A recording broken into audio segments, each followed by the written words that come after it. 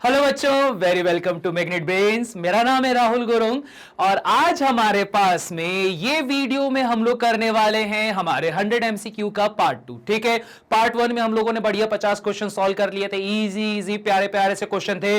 अब देखते हैं पार्ट 2 में किस तरह के क्वेश्चन आते हैं। बट इस क्वेश्चन की सीरीज को स्टार्ट करने से पहले आप लोगों को इंट्रोड्यूस करवा दिया जाए हमारी एंटायर फैकल्टी टीम से। ये हमारी पूरी फैकल्टी टीम है पीसीएमबी के लिए, जिन्होंने आप सभी के लिए बहुत ही बढ़िया तरीके से बिल्कुल एक नंबर धांसू लेक्चर्स बना के रखे हुए हैं। ठीक है, और ये जो लेक्चर्स हैं ये सारे के सारे लेक्चर्स आप लोगों के लिए अवेलेबल है बिल्कुल फ्री ऑफ कॉस्ट पे।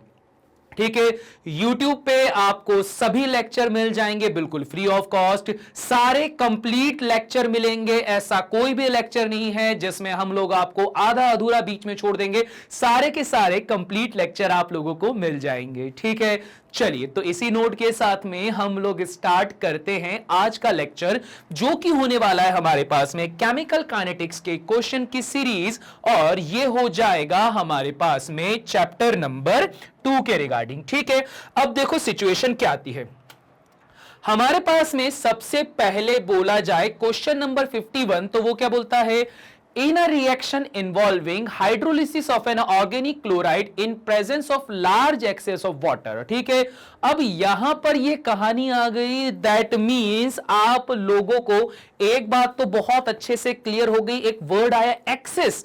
ये जो एक्सेस वर्ड है यही सारी कहानी को क्लियर कर देता है। इसने क्या बोला है, एक्सेस अमाउंट में आपने लेके रखा हुआ है वाटर। अगर वाटर एक्सेस अमाउंट में लेके रखा हुआ है तो यहां पर चेंज इन कंसंट्रेशन कैसा शो होगा, जीरो। और इफेक्ट जो होगा रेट ऑफ रिएक्शन पे वो सिर्फ और सिर्फ हो पाएगा किसकी वजह से, इस अल्काइल हैलाइड की वजह से। ठीक है, alkyl halide RCL, alkyl chloride बोल दो, कोई दिक्कत वाली बात नहीं है।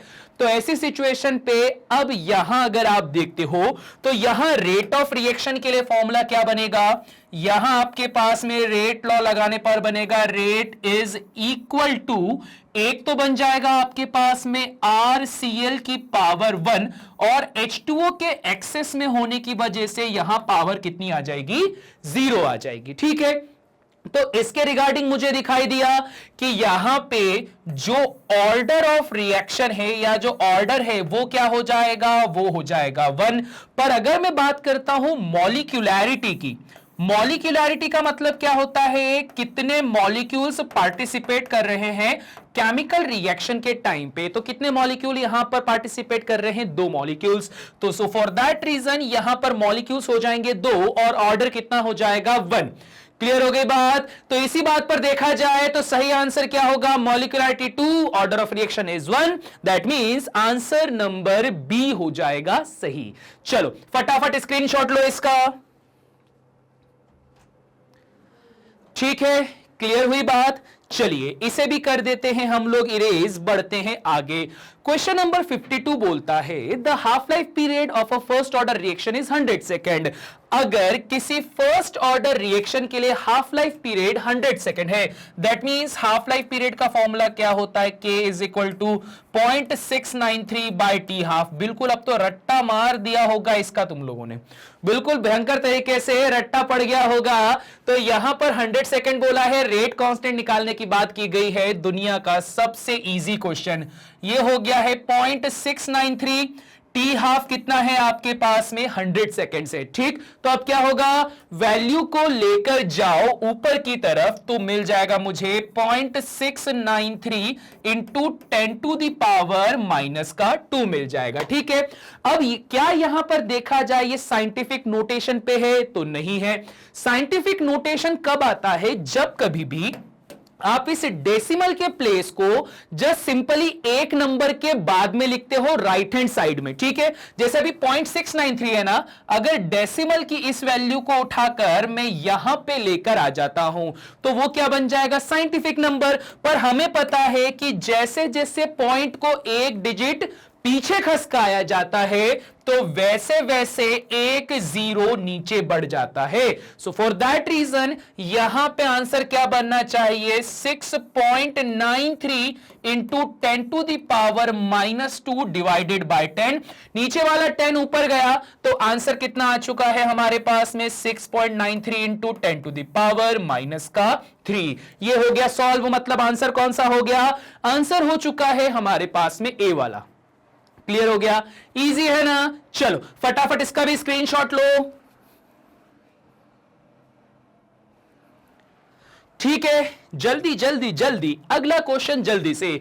The rate constant of a first order reaction whose half life is 480। Same यही क्वेश्चन है, सेम यही क्वेश्चन है, सिर्फ डिजिट बदल दिया। इस बार भी टाइम दे दिया है, रेट कांस्टेंट के बारे में बात की गई है तो क्या लिखोगे, K is equal to 0.693 divided by 480। कर डालो कैलकुलेशन, कैलकुलेशन करोगे, नॉर्मल सा मैथमेटिक्स वाला फॉर्मूला लगाना है, डिवाइड करना है, आंसर कितना आ जाएगा आपके पास में 1.44 इंटू 10 टू द पावर -3 आ जाएगा। ठीक है, और नहीं आता समझ में तो ऐसा कर लेना यार, बड़ी सिंपल सी कहानी है। पॉइंट हटाओ, नीचे 3 जीरो बढ़ाओ, मतलब 10 टू द पावर 3 बढ़ा दो। 480 693 693 को 480 से डिवाइड करो, 1.44 आ जाएगा। क्लियर हो गया, चलो फटाफट इसका भी स्क्रीनशॉट लो। ठीक है, क्वेश्चन नंबर 53 हम लोगों ने कर लिया। देखा कितने जल्दी जल्दी क्वेश्चन हो रहे हैं, 3 क्वेश्चन हमने बिल्कुल फुर्ती से निपटा दिए। क्वेश्चन नंबर 54 बोलता है कि if reaction between A and B to give C show the first order kinetics in A. अगर आपके पास में a प्लस बी से c बन रहा है, दैट मीन्स रिएक्शन हो रही है हमारे पास में a प्लस बी से c, जिसमें यह बोलता है कि जो आपके पास में जब रेट निकालोगे तो यहां पर a जो प्रेजेंट है वो फर्स्ट ऑर्डर काइनेटिक्स को शो करता है, first order kinetics in a and second order kinetics in b। और b में ये कौन सा ऑर्डर शो करता है, सेकेंड ऑर्डर काइनेटिक्स को शो करता है। तो the rate equation can be written as, rate equation कैसे लिखी जा सकती है, ऐसे लिखी जा सकती है। और अगर ऐसे लिखी जा सकती है तो आंसर सही कौन सा होगा, आंसर सही होगा सी वाला। ये देखो क्वेश्चन पढ़ते पढ़ते ही अब तो हम लोग क्वेश्चन को सॉल्व करने लग गए, है ना। पहले तो क्या होता था कि बोला जाता था क्वेश्चन पूरा पढ़ो, एक बार समझ में नहीं आया 4 बार पढ़ो, 5 बार पढ़ो। यार क्वेश्चन 4 बार पढ़ो, 5 बार पढ़ो तो क्या जीवन भर क्वेश्चन ही पढ़ते रह जाएंगे, ऐसा नहीं होता है। क्वेश्चन सॉल्व करने का बिल्कुल परफेक्ट तरीका यह है कि आप क्वेश्चन पढ़ते जाओ, जो जो डाटा लिख रहे हैं ना इस डाटा को लिखते जाओ, और लिखते लिखते क्वेश्चन पढ़ते जाओगे ना तो अपने आप आंसर भी आ जाएगा। ठीक है, चलो इसी बात पे स्क्रीनशॉट लो जरा इसका। ठीक है, चलिए बढ़ते हैं आगे। For a first order reaction the half life period is independent of, first order reaction के लिए हाफ लाइफ पीरियड इंडिपेंडेंट होता है। फर्स्ट लाइफ वाले के लिए क्या होता है reaction, first order reaction T half is equal to होता है 0.693 बाय के। मतलब फर्स्ट ऑर्डर रिएक्शन के लिए हाफ लाइफ पीरियड पूरा पूरा कांस्टेंट वैल्यू पे चलता है, और साथ ही साथ में यहां पर बोल के रखा है किसके ऊपर, सॉरी किससे इंडिपेंडेंट होता है, initial concentration cube root of initial concentration first power of final concentration is square root of final concentration. तो यहां आपके पास में सही आंसर कौन सा आएगा, ए वाला, कि ये जो है वो इनिशियल कंसंट्रेशन से पूरी तरह इंडिपेंडेंट होता है। क्लियर हो गई बात, इजी है ना। चलो इसी बात पे इसका भी स्क्रीनशॉट लिया जाए। ठीक, क्वेश्चन नंबर 55 भी हो चुका है कंप्लीट। बात करते हैं क्वेश्चन नंबर 56 की, बहुत ही शानदार question. The order of the reaction occurring by the following mechanism should be. कोई केमिकल रिएक्शन देके रखी हुई है जिसमें यह बोला गया है A2 से A प्लस A बनना इज अ फास्ट रिएक्शन। उससे जो A बना है जब वो B2 के साथ में रिएक्शन करा तो उसने क्या बना दिया, AB प्लस B, जो कि क्या होती है स्लो रिएक्शन। लास्ट में इसने ये बोला है कि A प्लस B जो हो रहा है वो क्या है, एक फास्ट रिएक्शन है। तो आपको यह बताना है कि यहां पर order of reaction occurring by the following, जो ऑर्डर ऑफ रिएक्शन है वो यहां पर क्या बनने वाला है। और ये जो ऑर्डर ऑफ रिएक्शन बनेगा ना एक्चुअल में इसके लिए बनेगा, ठीक है, मेन रिएक्शन ये है, ये दोनों रिएक्शन की वजह से ही ये थर्ड रिएक्शन हो रही है। ठीक है, चलो अब जरा समझते हैं। याद करो, जब हम लोग ऑर्डर ऑफ रिएक्शन को पढ़ रहे थे तो हम लोगों ने कॉम्प्लेक्स रिएक्शन के बारे में पढ़ा था। कॉम्प्लेक्स रिएक्शन का मतलब होता है ऐसी केमिकल रिएक्शन जो एक सिंगल स्टेप पे नहीं होती है। सिंगल स्टेप वाली रिएक्शन को हम लोगों ने क्या बोला था? हम लोगों ने उसे बोला था एलिमेंट्री रिएक्शन। एलिमेंट्री रिएक्शन जैसे ये A2 से A प्लस ए बनना, it is known as elementary reaction. But A plus B से जो डायरेक्ट प्रोडक्ट बना है ना, वो डायरेक्ट नहीं बन रहा था, उन्हें ये दोनों स्टेप लग रही थी। अब बात करते हैं कि ऑर्डर ऑफ रिएक्शन कहां पर निकाला जाता है। तो याद करो, हम लोगों ने ये पढ़ के रखा हुआ था कि जो आपके पास में ऑर्डर ऑफ रिएक्शन होता है वो हमेशा निकाला जाता है स्लो रिएक्शन के ऊपर। ठीक है, जो रिएक्शन या जो स्टेप सबसे स्लो होती है उस पे ऑर्डर ऑफ रिएक्शन निकाला जाता है, वही हमारे पास मेजर स्टेप है और उसे को ही हम क्या बोलते हैं? RDS। मतलब क्या? रेट डिटरमाइनिंग स्टेप बोला जाता है। ठीक है, क्या बोला जाता है? Rate determining step. ठीक है, अगर यहां पे ये रेट डिटरमाइनिंग स्टेप होती है, सो फॉर दैट रीजन अब कहानी क्या बढ़ती है आगे, जरा समझ लेते हैं। अगर आपको रेट निकालना हुआ तो बात किस पे आएगी? इक्वेशन नंबर 2 पे आएगी। तो आप क्या बोलोगे? यहां अगर हम ये बोलते हैं if equation number 2 is RDS, अगर इक्वेशन नंबर 2 क्या है? RDS है, रेट डिटरमाइनिंग स्टेप है। सो फॉर दैट रीजन यहां पे जो रेट एक्सप्रेशन बनेगा वो क्या बन जाएगा? Rate is equal to K into यहां पर बन जाएगा आपके पास में ये होगा A और ये हो जाएगा किसमें? B2। ठीक है, ये वाली कहानी आपके पास में बन जाएगी। अब प्रॉब्लम वाली बात है कि ये जो प्रोडक्ट बना है या फिर ये जो रिएक्शन बनी, ये अकेले तो नहीं बनी है, इसके पहले एक रिएक्शन और हुई है जो कि आपके पास में ये वाली थी, A2 से A प्लस ए बनना। तो इसकी भी तो कुछ वैल्यू होगी। अब इसकी वैल्यू क्या होगी? सपोज इसके लिए रेट कांस्टेंट या इक्विलिब्रियम कांस्टेंट। ठीक है, इस बार इक्विलिब्रियम कांस्टेंट ले रहा हूं मैं। रेट कांस्टेंट क्या होता है? रेट लॉ पे लगता है। और इक्विलिब्रियम कांस्टेंट कहां पर लगता है? प्रोडक्ट अपॉन में रिएक्टेंट। याद है कि नहीं याद? जस्ट इसके पहले वाला चैप्टर था इक्विलिब्रियम कांस्टेंट। ये कहानी में क्यों कर रहा हूं? ये कहानी में इसलिए कर रहा हूं कि जो सेकंड स्टेप में ए आया है वो ए कहां से निकला? वो ए यहां से निकला है। तो इस वजह से इस जगह को देखना जरूरी है। ठीक है, ये वाली कहानी है। चलो अब जरा इसको हम लोग ऑब्जर्व करते हैं। यहां पर अगर हम लोगों ने बात करा इक्विलिब्रियम कांस्टेंट का, तो इक्विलिब्रियम कांस्टेंट क्या होता है? सपोज Kc फॉर्मूला होता है प्रोडक्ट अपॉन में रिएक्टेंट। ठीक है, ये वाला फॉर्मूला आपके पास में प्रेजेंट होता है। अब देखो यहां से क्या किया जाएगा कि हम इस A की वैल्यू निकालेंगे और उस A की वैल्यू से इस क्वेश्चन को कर देंगे सॉल्व। ठीक है, देखो यहां पर वैल्यू निकालते हैं। सबसे पहले यहां पर क्या हो जाएगा? आपके पास में A स्क्वायर हो जाएगा जो कि इक्वेट करेगा KC और A2 को। ठीक है, A स्क्वायर से क्या हो जाएगा हमारे पास में? KC और यहां आ जाएगा A2। स्क्वायर है तो वो इस लेफ्ट हैंड साइड पर आके रूट बना देगा। तो आपके पास में क्या मिल जाएगा? KC की पावर 1/2 और यहां पर आ जाएगा A2 की पावर 1/2 आ जाएगा, which is equal to concentration of A। ठीक है, यहां से आपके पास में कंसंट्रेशन A की वैल्यू आ चुकी है। और अगर कंसंट्रेशन A की वैल्यू यहां पर कंसंट्रेशन A की वैल्यू यहां पर आ चुकी है, तो A की वैल्यू को सीधा सीधा यहां पे सब्स्टिट्यूट हम लोगों को कर देना है। ठीक है, जैसे आप लोगों ने इसे सब्स्टिट्यूट करा तो आपको यहां पे क्या मिल जाएगा?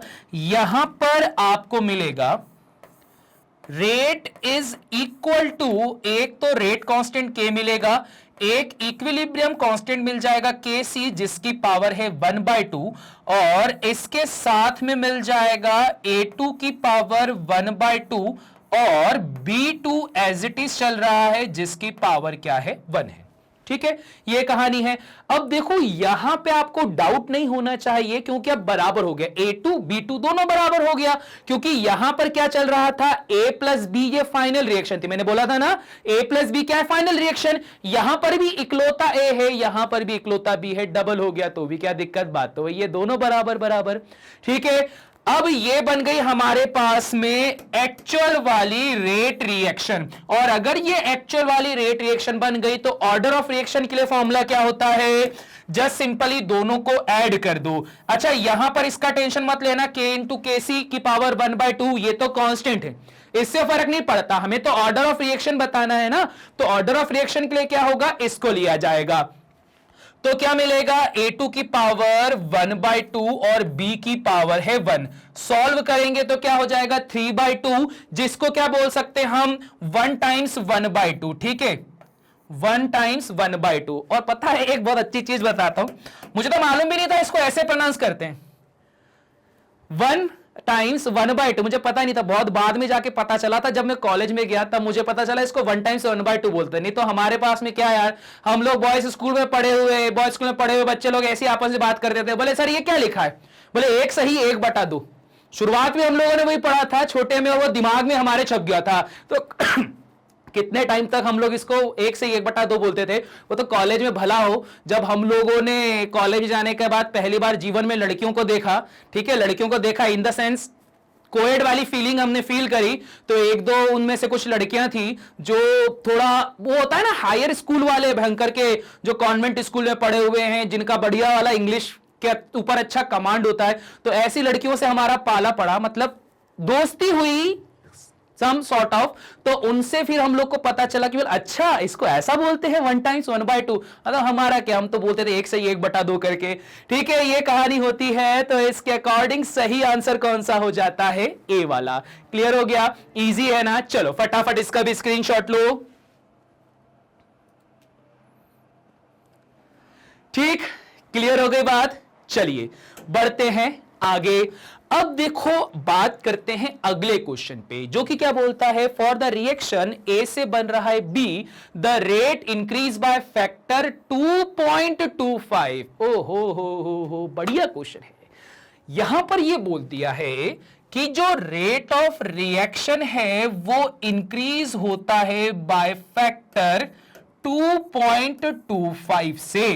ठीक है, जब कभी भी कंसंट्रेशन को 1.5 गुना बढ़ा दिया जाए, जब कभी भी क्या करा जाए, जो कंसंट्रेशन है उसको 1.5 गुना बढ़ा दिया जाए। कंसंट्रेशन में क्या लिख देता हूं, ए लिख देता हूं। ठीक है, ये बोला गया। तो बोले बताओ कि ये ऑर्डर ऑफ रिएक्शन कौन सा है। बहुत ही सिंपल है, बहुत ही ज्यादा सिंपल है। कैसे, देखते हैं। इनिशियली मैंने बोला rate of reaction is equal to K into A. ठीक है, ये वाली कहानी हो गई। इसके बाद में हम यहां पर ये बोलते हैं कि सपोज अब नया रेट आ गया है R dash which is equal to K. अच्छा यहां पर क्या है, एन है, मुझे नहीं पता ये एन क्या है, मैं इसको ऐसे ही लिखे रहने देता हूं। अब जो ए है उसको क्या कर दिया है, 1.5 गुना कर दिया है। ठीक है, ए को क्या कर दिया है, 1.5 टाइम्स कर दिया है। 1.5 करा ना, हाँ 1.5 टाइम्स कर दिया। ठीक है, अगर इसको ऐसा 1.5 टाइम्स कर दिया तो यहां पे आर प्रेस पे क्या फर्क पड़ा कि ये जो है ये 2.25 हो चुका है इसके। ये बात समझ में आई कि नहीं आई। जब कंसंट्रेशन को 1.5 गुना कर दिया गया तो 2.25 टाइम्स क्या हो गया, फर्स्ट रिएक्शन हमारे पास में हो चुकी है। अब अगर मैं बोलता हूं कि suppose k is equal to मैं 1 मान लेता हूं, तो ये क्या लिख दिया मैंने 2.25 और यहां पे रेट कांस्टेंट चल रहा है, आर लिखो या लिखो नहीं फर्क नहीं पड़ता क्योंकि हम मान के चलते हैं। Suppose k is equal to भी 1 मान लिया, r इज इक्वल टू भी 1 मान लिया, 2.25 हो गया। क्या ही दिक्कत है, क्या मिला 1.5 की पावर a और इसमें क्या चलेगा हमारे पास में n चलेगा 2.25। 2.25 क्या होता है, 2.25 एक्चुअल में स्क्वायर होता है 5 का। अगर ये 1.5 का स्क्वायर होता है तो यहां n को कंपेयर करा तो n इज इक्वल टू क्या आ चुका है आपके पास में 2 आ चुका है। n इज इक्वल टू 2 आना मतलब ये किसको बताता है, सेकेंड ऑर्डर रिएक्शन को। तो 57 का आंसर कौन सा हो जाएगा, सी वाला। क्लियर हो गई बात, बड़ा इजी सा क्वेश्चन है ना। तो चलो इसी बात पे स्क्रीनशॉट लो इसका। क्वेश्चन नंबर 57 हो चुका है डन। क्वेश्चन नंबर 58 पे बात आती है for the reaction H2+Cl2। Example में पढ़ा था सनलाइट पड़ती है, कंसंट्रेशन पे कोई इफेक्ट नहीं पड़ता। कंसंट्रेशन पे अगर कोई इफेक्ट नहीं पड़ता है तो ऑर्डर ऑफ रिएक्शन होती है 0। तो यहां पर भी क्या हो गया, डी वाला आंसर, 0 ऑर्डर रिएक्शन। वही चीज है यार, ये पढ़ा है H2+Cl2 से 2HCl बनता है, पर कब, जब उस पर सनलाइट पड़ती है। सनलाइट नहीं पड़ेगी, रिएक्शन नहीं होगी। और इसी वजह से ये कंसंट्रेशन से इंडिपेंडेंट है, और कंसंट्रेशन से इंडिपेंडेंट रिएक्शन जो होती है that is known as 0 order reaction. Clear हो गया। चलो इसी बात पे इसका भी स्क्रीनशॉट लो। अब बढ़ते हैं थोड़ा और आगे, क्वेश्चन नंबर 59 पे। For a first order reaction rate constant देके रखा हुआ है इन आवर्स। तो यहां पे लिख लेता हूं मैं कि sir rate constant K is equal to देके रखा है 0.6932 hour inverse. Then the half life of the reaction is, reaction की हाफ लाइफ बताना है। तो हाफ लाइफ का फॉर्मूला क्या होता है फर्स्ट ऑर्डर के लिए, 0.693 डिवाइडेड बाय 0.6932 ये देके रखा हुआ है। ठीक है, तो यार देखो यहां पे अगर देखा जाए तो अप्रोक्सीमेटली ऊपर भी 0.7 बोल सकता हूं, नीचे भी 0.7 बोल सकता हूं। ठीक है, वो आगे ज्यादा ध्यान मत दो, पॉइंट के बाद तो 0 कर लेते, तो अप्रोक्सीमेटली 0.7 बोल सकते हैं। 0.7 बोल दोगे तो काट पीट के करोगे तो अप्रोक्सीमेशन में क्या हो जाएगा, ये वाला कट जाएगा और आंसर कितना आ जाएगा, 1 आवर्स आ जाएगा। ठीक है, ऐसे भी कई बार क्वेश्चन आते हैं। अगर तुम्हारी किस्मत बहुत अच्छी रही तो ध्यान रखना ऐसे क्वेश्चन भी तुम लोग को देखने को मिल जाएंगे, क्योंकि ये प्रीवियस ईयर में पूछा हुआ क्वेश्चन है कॉम्पिटिटिव एग्जामिनेशन में ही। ठीक है, चलो जरा स्क्रीनशॉट लो। ठीक है, ये क्वेश्चन हो गया सॉल्व। बढ़ते हैं अगले क्वेश्चन की तरफ। अगला क्वेश्चन बोलता है the rate constant of a first order reaction is 3 × 10⁻⁻6। Value लिख देता हूं मैं डायरेक्ट यहां पे, जो भी गिवन होता है। K की वैल्यू दे के रखी हुई है 3 × 10⁻⁻6 और बोलता है अगर इनिशियल कंसंट्रेशन 0.10 होता है दैट मींस अरे पर सेकंड है ना। पर सेकंड का मतलब क्या होता है, सेकंड इनवर्स। यही तो सबसे बड़ा गेम प्ले है। जैसे यहां पर सेकंड इनवर्स आपको दिखाई दे गया, आपको समझ में आ गया कि ये क्या है, ये आपके पास में एक फर्स्ट ऑर्डर रिएक्शन है। ठीक है, फर्स्ट ऑर्डर रिएक्शन निकल कर आ गई। अब इसी कहानी पे जब हम लोग आगे बढ़ते हैं तो आपके पास में क्या देके रखा हुआ है, इनिशियल कंसंट्रेशन, जो कि क्या होता है हमारे पास में A0। तो A0 की वैल्यू क्या है हमारे पास में 0.10। ठीक है, 0.10 गिवन है। अब सिंपल सा रेट रिएक्शन में इसकी वैल्यू को पुट कर दो तो आपके पास में क्या आ जाएगा, rate is equal to rate constant K आ जाएगा, और साथ ही साथ में यहां पे आ जाएगा आपके पास में रिएक्टेंट, और ये फर्स्ट ऑर्डर होने की वजह से पावर दे देगा 1। ठीक है, अब सारी वैल्यू रख देते हैं। रेट निकालना है, रेट कांस्टेंट है मेरे पास में 3 × 10⁻⁻6। रिएक्टेंट है 0.10, पॉइंट हटाया, 2 0 बढ़ाया, 2 0 जो नीचे बढ़ाया वो ऊपर गया, तो 10⁻⁻6 को 10⁻⁻8 बना देगा। तो आंसर आ जाएगा 3 × 10⁻⁻8। दैट मींस सही आंसर कौन सा हो जाएगा, सी वाला। ठीक है, कितना इजी क्वेश्चन है यार। चलो जल्दी स्क्रीनशॉट कर लो। ठीक है, ये भी हो गया सॉल्व। बढ़ते हैं आगे। क्वेश्चन नंबर 61 बोलता है किसी रिएक्शन में A+B से प्रोडक्ट बन रहा है। अब देखो यार, तुम लोगों को इस चीज की तो आदत हो ही गई होगी कि जैसे मैं क्वेश्चन सॉल्व करता हूं, मेरी कोशिश यार थोड़ी सी अलग रहती है। पहले पता है क्या होता था कि जब मैं भी शुरुआत में ये क्वेश्चन वगैरह सॉल्व करता था ना, तो मुझे भी मेरी फैकल्टी ने ये बोला था कि बेटा पहले सारे पेपर अच्छे से पढ़ लेना, शुरू से लेकर एंड तक पढ़ लेना। एक क्वेश्चन को पहले आराम से पढ़ो, समझ में नहीं आया दूसरी बार पढ़ो, और समझ में नहीं आया तीसरी बार पढ़ो, और समझ में नहीं आया चौथी बार पढ़ो। फिर मैं बोलता था कि मैडम और समझ में नहीं आया तो क्या करूं, तो मैडम बोलती थी क्लास के बाहर निकल जाओ। तो ऐसा थोड़ी ना होता है। मैंने जो मेरी तरफ से टेक्निक बनाई वो यही बनाई है कि क्वेश्चन को पूरा पढ़ने से पहले एक छोटा सा काम ये किया जाए, जो जो भी इंपॉर्टेंट चीज होती है, जैसे कोई गिवन वैल्यूज वगैरह होती है, उसको अलग से लिख दो या फिर मार्क आउट कर लो जो भी इंपॉर्टेंट लगता है। सबसे पहले क्या दिखाई दिया मुझे, कोई केमिकल रिएक्शन हो रही है जिसमें से A प्लस बी से प्रोडक्ट बन रहा है, ये मार्क कर लिया मैंने, ये इंपॉर्टेंट है। फिर बोलता है doubling the concentration of A, the rate of the reaction is double। ठीक है, मतलब सॉरी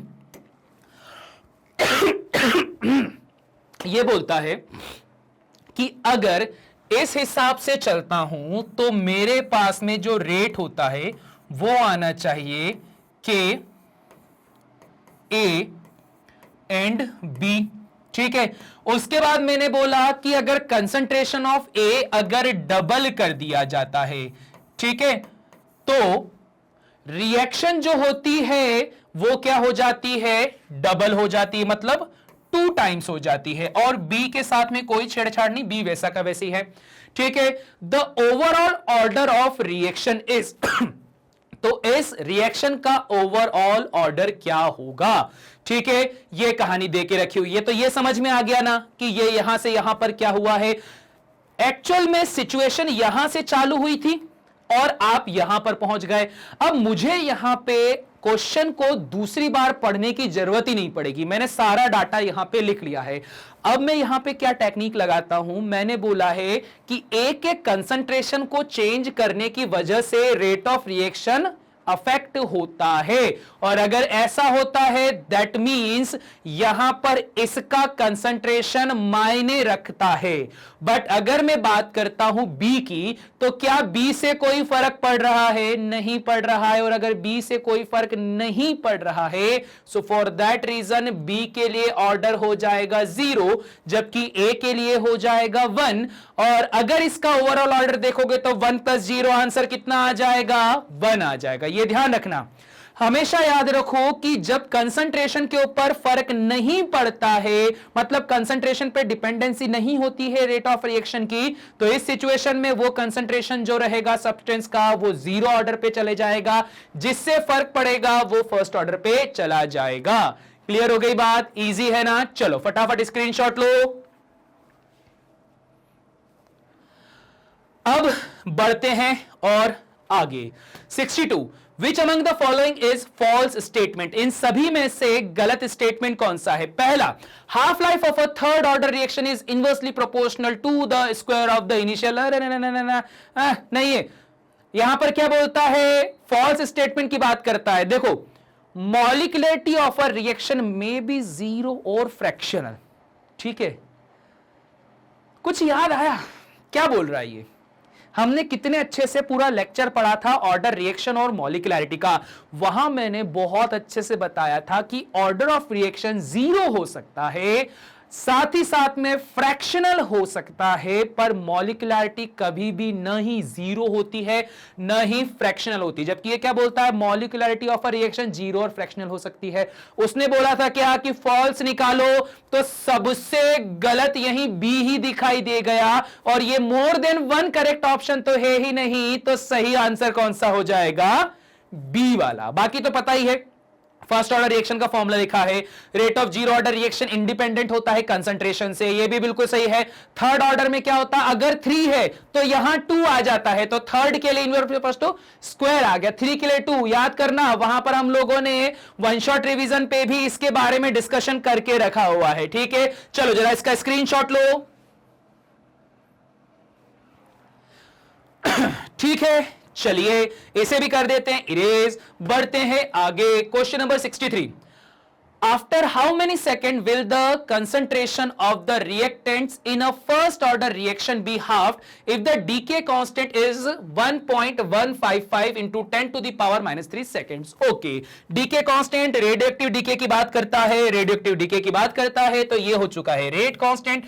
तो rate constant for first order reaction, ठीक है, सेकंड इनवर्स है तो फर्स्ट ऑर्डर रिएक्शन होगा, तो फर्स्ट ऑर्डर रिएक्शन के लिए क्या है, 1.155 into 10 to the power -3 second inverse देके रखा हुआ है। टाइम पूछता है तो यहां पर t is equal to find out करना है will the concentration of reaction of first order reaction be half.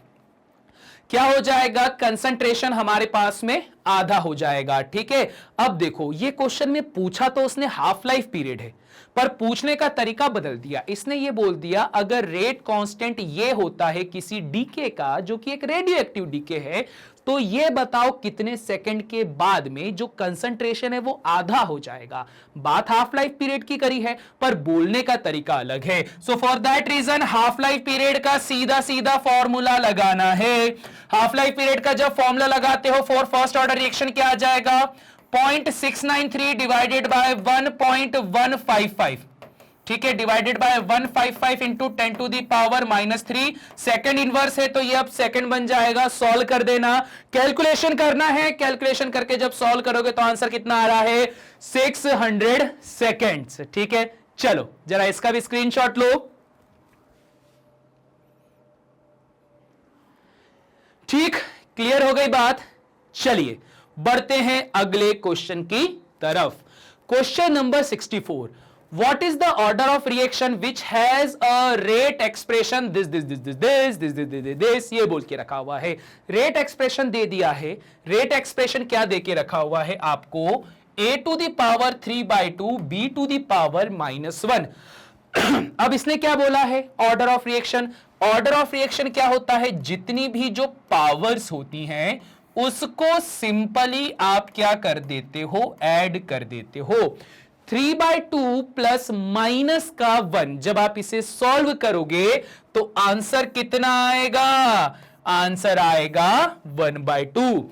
तो इस वजह से सही आंसर कौन सा हो जाएगा, ऑब्वियस बात है बी वाला। ऐसे भी क्वेश्चन आते हैं।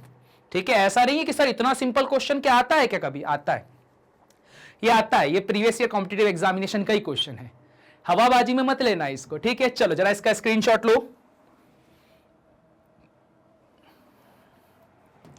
अब थोड़ा और आगे बढ़ा जाए। क्वेश्चन नंबर 64 हो गया। Question number 65, which of the following expression is correct for the first order reaction of carbon monoxide refers to the initial concentration of the reactant. ठीक है, क्या बोल के रखा हुआ है, कौन सा सही होगा फर्स्ट ऑर्डर रिएक्शन के लिए फॉर दिस कार्बन मोनोऑक्साइड। ठीक, अब यहां पे एक बात समझो, क्या बोला है, which of the following expression is correct for first order reaction. ठीक है, और कार्बन मोनोऑक्साइड बोला refers to initial concentration of reactant. अब यहां फर्स्ट ऑर्डर है और सारे एक्सप्रेशन किस में देके रखे हुए हैं, हाफ लाइफ पीरियड में देके रखे हुए हैं, दिए हुए कि नहीं है। अगर हाफ लाइफ पीरियड की बात करते हो फॉर फर्स्ट ऑर्डर रिएक्शन तो वो क्या होता है, T half is equal to 0.693 upon में के। क्या यहां पे कहीं भी तुम्हें इनिशियल कंसंट्रेशन दिखाई दे रहा है, क्या नहीं दिखाई दे रहा है। तो मैं एक बात मान लेता हूं, सपोज यहां मल्टीप्लाई में क्या चल रहा है, 1। अगर यहां मल्टीप्लाई में चल रहा है 1 तो क्या मैं इसको ऐसा लिख सकता हूं, T half is equal to 0.693 divided by K, और जो 1 है उसको लिख दिया मैंने कार्बन मोनोऑक्साइड की पावर 0। मैथ्स लगा रहे केमिस्ट्री में भी, किसी की भी पावर 0 मतलब 1। इक्वल और डायरेक्टली प्रोपोर्शनल का साइन हटाओ तो क्या आ जाता है हमारे पास, सॉरी इक्वल और कांस्टेंट हटाओ तो डायरेक्टली प्रोपोर्शनल का साइन आ जाता है, और सही आंसर कौन सा हो जाएगा, डी वाला। और सही भी है ना, क्यों सही है, क्योंकि आप खुद देखो फर्स्ट ऑर्डर रिएक्शन में कभी भी हाफ लाइफ पीरियड कंसंट्रेशन के ऊपर डिपेंड ही नहीं करता। मतलब कंसंट्रेशन उसके लिए क्या है, 0। इसलिए तो कंसंट्रेशन की पावर को क्या लिखा गया है, यहां पे 0 लिखा गया है। क्लियर हो गया, इजी है। चलो इसी बात पे स्क्रीनशॉट लो इसका। ठीक है, चलिए इसे भी कर देते हैं इरेज, बढ़ते हैं आगे। Question number 66, for a given reaction T half is equal to 1 upon में के ए। के यहां पर रेट कांस्टेंट है और ए हमारे पास में क्या है, जो इनिशियल कंसंट्रेशन होता है वो होता है। The order of the reaction is, ठीक है, समझो क्या कहानी दे के रखी हुई है। आपको एक एक्सप्रेशन दिया हुआ है हाफ लाइफ पीरियड का, T half is equal to 1 upon में के इंटू ए। ठीक है, ये देके रखा हुआ है। याद करो मैंने इसके लिए आपको एक शॉर्ट ट्रिक बताई थी। शॉर्ट ट्रिक में हम लोगों ने क्या देखा था कि जब कभी भी हाफ लाइफ पीरियड निकालना होता है तो जो फॉर्मूला होता है वो हमारे पास में होता है a⁻n - 1। ठीक है, ये फॉर्मूला होता है। अब आप खुद सोचो कि इस फॉर्मूले को इस फॉर्मेट में लेकर आने के लिए क्या चाहिए, तो आपको पता चल जाएगा ऑब्वियसली n = 2 होना चाहिए, क्योंकि 2 - 1 क्या दे देगा, 1 दे देगा, और यहां पे भी ऑलरेडी 1 ही चल रहा है, तो ऑर्डर कौन सा हो जाएगा, ये हो जाएगा सेकंड ऑर्डर, मतलब डी वाला आंसर। ठीक है, क्लियर हो गया। चलो इसका भी स्क्रीनशॉट लो फटाफट। क्वेश्चन नंबर 66 भी हो चुका है, डन। क्वेश्चन नंबर 67, कोई रिएक्शन है 75% of the first order reaction is completed in 30 minute. चलो इसी बात पे इसको भी लिखना चालू कर देते हैं कि कोई फर्स्ट ऑर्डर रिएक्शन है, मतलब rate constant K = 2.303 by T log A/x वाले फॉर्मेट को ये फॉलो कर रहा है। अब ये बोला है कि कोई रिएक्शन 75% कंप्लीट हो जाता है 30 मिनट में, तो क्या लिखोगे आप, K = 2.303 डिवाइडेड बाय 30, और यहां पर आ जाएगा log, यहां आ जाएगा 100। कोई रिएक्शन अगर 75% कंप्लीट हो चुकी है, दैट मींस 25% बची हुई है, तो 4 टाइम्स में ये गया। ठीक है, फिर बोलता है what is the time required for 93.75%, तो 93.75% के लिए क्या टाइम लगेगा। तो जैसे आपने फर्स्ट लिखा ना, वैसे इसको लिख देते हो 2.303 डिवाइडेड बाय, मुझे नहीं पता टाइम कितना लगेगा, माना T टाइम लगेगा। यहां पर क्या आ जाएगा आपके पास में log, यहां पर आ जाएगा 100। रिएक्शन कितनी हो चुकी है, रिएक्शन हो चुकी है 93.75, तो 100 में से 93.75 को कर दो माइनस, तो आपको क्या मिल जाएगा, K = 2.303 बाय T, यहां मिल जाएगा आपको log, और ये हो जाएगा 100। फिर आगे क्या मिल जाएगा, 93.75 को 100 में से माइनस कर दोगे, कितना आएगा, आई थिंक 6.25 आ जाएगा, है ना, 6.25 आ जाएगा। ये वाली कहानी हो गई। अब देखो यार, इसको पता है बहुत आसानी से सॉल्व कर सकते हो। 6.25 किसका स्क्वायर रहता है, 25 का स्क्वायर रहता है ना, 25 का स्क्वायर रहता है, तो 25 के स्क्वायर में तो कहानी और कितने जल्दी आसान हो जाएगी। देखो ये गया, 2 0 बढ़ा दिए, अरे यार इसके बाद में कर देता हूं, थोड़ा कैलकुलेशन वाला पार्ट भी बता देता हूं, नहीं तो बोलोगे सर कैलकुलेशन तो बता ही नहीं रहे हैं। सॉल्व करा तो मेरे पास में क्या हो जाएगा, यहां से आप हटाओगे पॉइंट हटाया, 2 0 बढ़ाया, तो आपके पास में नई वैल्यू क्या आ जाएगी, K = 2.303 by T log m/n क्या होता है, log m - log n हो जाता है। ठीक है, तो ये कितना हो जाएगा, 1 2 3 4, तो ये हो जाएगा log 10⁴ बेस तो 10 चल ही रहा है, फिर आ जाएगा माइनस log 10 25 है, सॉरी 625 है, तो 625 को क्या लिख सकते हो, 25 का स्क्वायर, और 25 को क्या लिख सकते हो, 5 का स्क्वायर।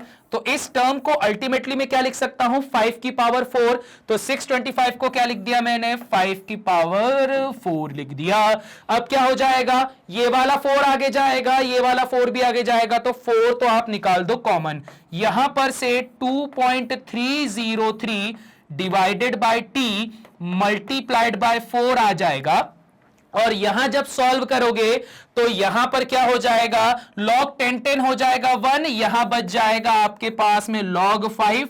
log 5 की वैल्यू आप यहां पर डायरेक्ट पुट कर सकते हो, K की वैल्यू आ जाएगी, देखो यहां पर भी लेफ्ट हैंड साइड और यहां पर भी राइट हैंड साइड क्या है, बराबर, दोनों को इक्वेट कर देना, तो आपके पास में नया एक्सप्रेशन क्या बन जाएगा, नया एक्सप्रेशन बनेगा आपके पास में 2.303 डिवाइडेड बाय 30, ये वाला लिख रहा हूं मैं, है ना, 2.303 डिवाइडेड बाय 30, और क्या बन रहा है, log 4। log 4 क्या हो जाएगा, 2 log 2 हो जाएगा, 2 log 2 अपन यहां पर लिख देते हैं, वो बाद में log 2 की वैल्यू 0.3010 रख देना, ये बन गया, विच इज इक्वल टू वहां पर चल रहा है 2.303 डिवाइडेड बाई टी, और मल्टीप्लाई में चल रहा है 4, यहां चल रहा है 1 माइनस log 5। ये कर दिया आपने सॉल्व, टी की वैल्यू निकालनी है, जो कैंसिल हो रहा है काट दो 2 2 जा 4, यहां पर कर दो, टी की वैल्यू निकालनी है तो टी इज इक्वल टू क्या निकल जाएगा आपके पास में, टी इज इक्वल टू निकलेगा 30 into 2 1 minus log 5 divided by log 2। log 2 क्या होता है 0.3010। जस्ट सिंपल सा इसको सॉल्व कर देना। जैसे ही आप इसको सॉल्व करोगे तो आंसर आपके पास में कितना आ जाएगा 60 आ जाएगा। ठीक है, 60 मिनट्स में आ जाएगा। ऑब्वियस बात है 30 मिनट में हमको डाटा गिवन था तो आंसर भी हम 60 मिनट्स में निकालेंगे। चलो इसी बात पे स्क्रीनशॉट लो इसका।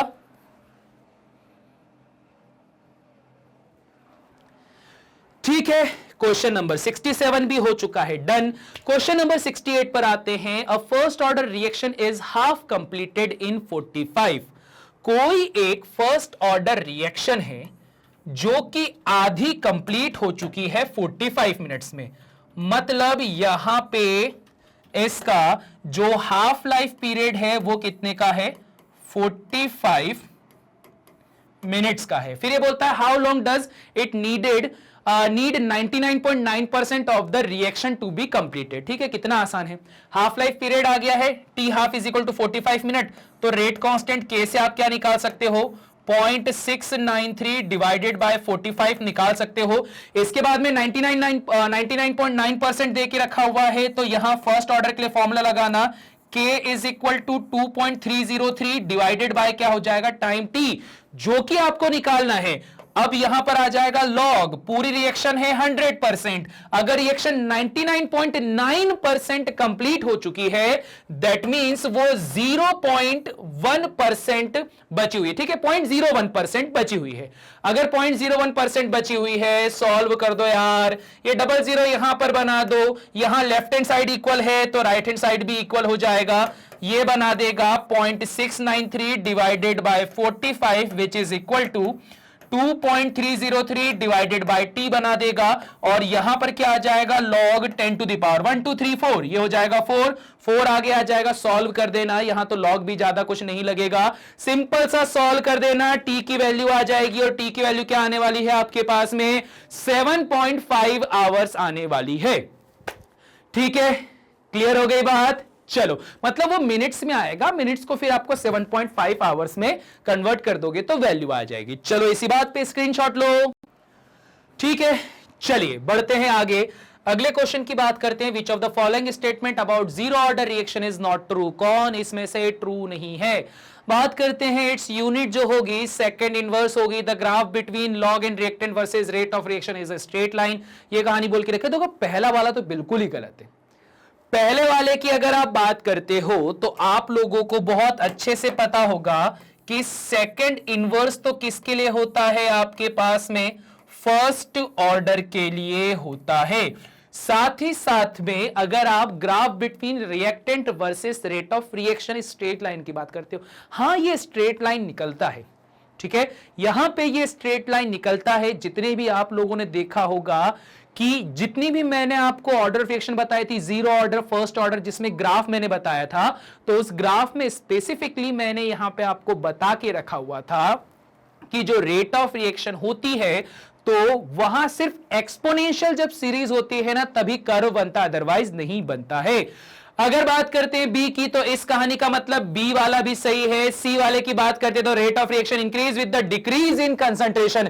ये बोलता है अगर जीरो ऑर्डर रिएक्शन है तो जो रेट ऑफ रिएक्शन है वो इंक्रीज होना चाहिए with the decrease in the concentration.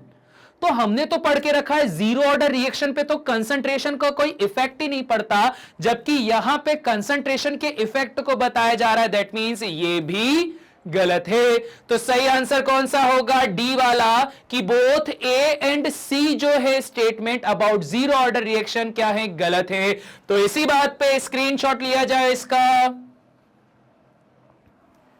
ठीक है, चलिए इसे भी कर देते हैं इरेज, बढ़ते हैं आगे। क्वेश्चन नंबर 70 बोलता है order of reaction is decided by. Order of reaction किससे डिसाइड होता है? क्या प्रेशर से डिसाइड होता है? जी नहीं। टेम्परेचर से? जी नहीं। मॉलिक्यूलैरिटी? जी नहीं। ये डिसाइड होता है रिलेटिव कंसंट्रेशन ऑफ रिएक्टेंट से। बार बार देखा था, वो रिएक्टेंट की पावर को हम चेक करते थे। So for that reason answer सही कौन सा होगा? डी वाला। क्लियर हो गई बात? इजी है ना? चलो इसी बात पे इसका भी स्क्रीनशॉट लो। चलिए बात करते हैं अगले क्वेश्चन की, जो कि क्वेश्चन नंबर 71 है। For an elementary reaction 2A plus B से बन रहा है C plus D, the molecularity is. अब इन्होंने पहले ही बोल दिया है ये एक एलिमेंट्री रिएक्शन है, और साथ ही साथ में ये मॉलिक्यूलैरिटी पूछ रहे हैं, न ही ऑर्डर ऑफ रिएक्शन। अगर ये मॉलिक्यूलैरिटी पूछते हैं तो यहां पर देखो, दो मॉलिक्यूल आप बोल सकते हो ए के यूज किए गए हैं, एक मॉलिक्यूल बी का यूज किया गया है, तो 2 + 1 मॉलिक्यूलैरिटी कितनी आ जाएगी? यहां पे 3 आ जाएगी। तो इसी वजह से सही आंसर कौन सा हो जाएगा? डी वाला। क्लियर हो गई बात? चलो स्क्रीनशॉट लो इसका भी। ठीक, चलिए बढ़ते हैं आगे। अगला question, if the order of reaction x plus y sunlight is 0, it means that the rate of, अगर ये है तो चार में से पॉइंट क्या होगा? The rate of, that the rate of के रिगार्डिंग पॉइंट क्या होगा? Reaction is independent of temperature, formation of activated complex is 0, reaction is independent of the concentration of reacting species। 0 order आ गया है, ज्यादा सोचना ही नहीं, सी वाला आंसर होगा, क्योंकि रिएक्शन क्या होती है? 0 ऑर्डर की, इंडिपेंडेंट होती है। ठीक है, तो चलो स्क्रीनशॉट लो इसका। ठीक है, बढ़ते हैं आगे। Question number 73, for a first order reaction velocity constant देके रखा है k 2/3, life for it would be. ठीक है, अब ये थोड़ा सा समझने वाला क्वेश्चन है। समझना क्या बोला गया है?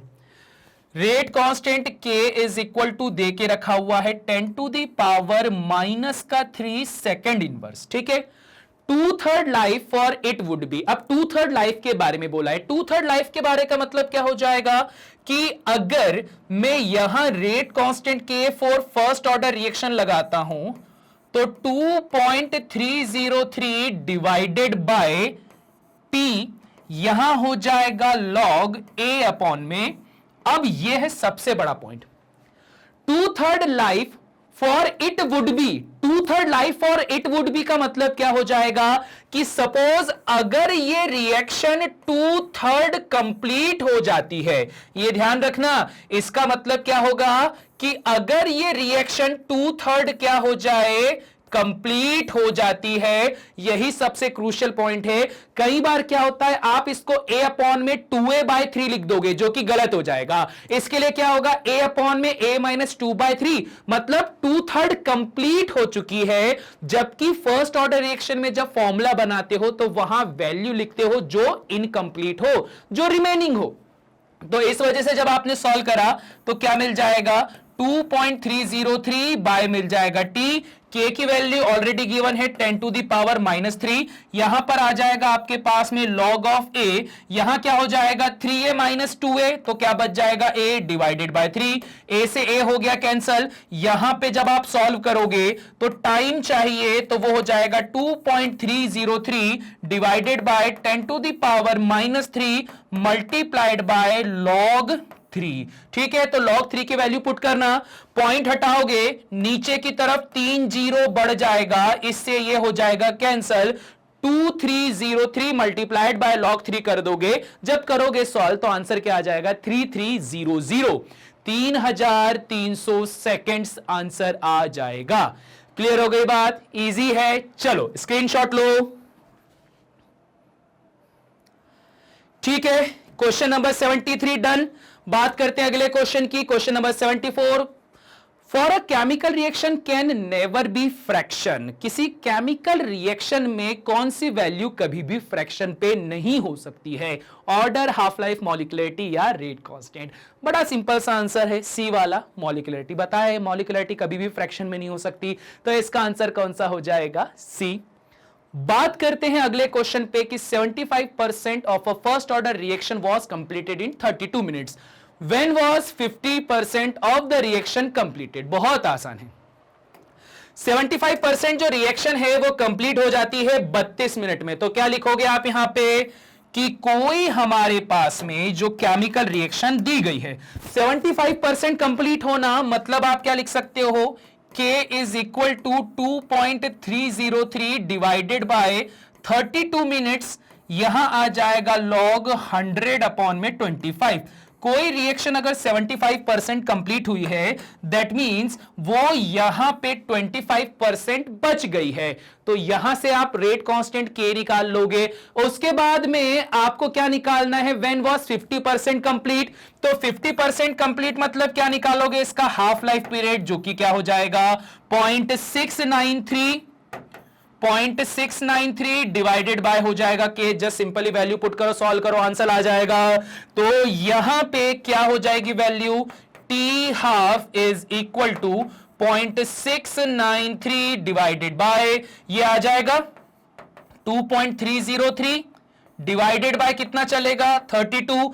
log 4 चल रहा है तो वो क्या हो जाएगा? 2 इंटू log 2। log 2 होता है 0.3010। इस डाटा को कर लोगे जब आप सॉल्व, तो डाटा सॉल्व करने के बाद में आंसर आपके पास क्या निकल कर आएगा? 16 मिनट्स निकल कर आ जाएगा। बहुत ही इजी है। चलो इसका भी स्क्रीनशॉट लो। इस चैप्टर में से पता है तुम लोग को अधिकतर क्वेश्चन यही आने वाला है, ये मेरी गारंटी है। फर्स्ट ऑर्डर रिएक्शन के ऊपर ही क्वेश्चन आएगा या जीरो ऑर्डर, कहीं ना कहीं से ऊपर नीचे आगे पीछे करके घुमा के दिया जाएगा, पर क्वेश्चन तो डेफिनेटली यही आना है। दो क्वेश्चन बनते हैं, या तो न्यूमरिक बनेगा तो फर्स्ट ऑर्डर या जीरो ऑर्डर पे, और अगर आपके पास में डेरिवेशन आया तो डेरिवेशन जीरो, फर्स्ट और आरएनएस के ऊपर भी बनेगा। कुछ क्वेश्चन आरएनएस के ऊपर भी बनेंगे कि किस तरह से उसको सॉल्व करना है, बात करेंगे अभी वो भी। Order of radioactive disintegration reaction is, radioactive reaction कौन सी होती है? कौन सी? जल्दी बताओ। ऑर्डर ऑफ रिएक्शन अगर रेडियोएक्टिविटी का निकालोगे तो वो होता है फर्स्ट ऑर्डर रिएक्शन। तो सही आंसर कौन सा हो गया हमारे पास में? बी वाला। Easy. Question number 77, a large increase in the rate of reaction for a rise in the temperature is due to. अगर large increase in the rate of reaction होता है, रेट ऑफ रिएक्शन अगर बढ़ती है, बहुत ज्यादा बढ़ती, लार्ज इंक्रीज होता है, for a rise in temperature due to, किसी टेम्परेचर में राइज होने के कारण, तो इनमें से क्या होगा? पहला, decrease in the number of collision. Temperature बढ़ाने से रेट ऑफ रिएक्शन फास्ट हो जा रही है, तो फॉलोइंग चार में से क्या रीजन होगा? ये क्वेश्चन है। क्या वो रीजन ये होगा कि decrease in the number of collision, जो पार्टिकल आपस में कम टकरा रहे हैं?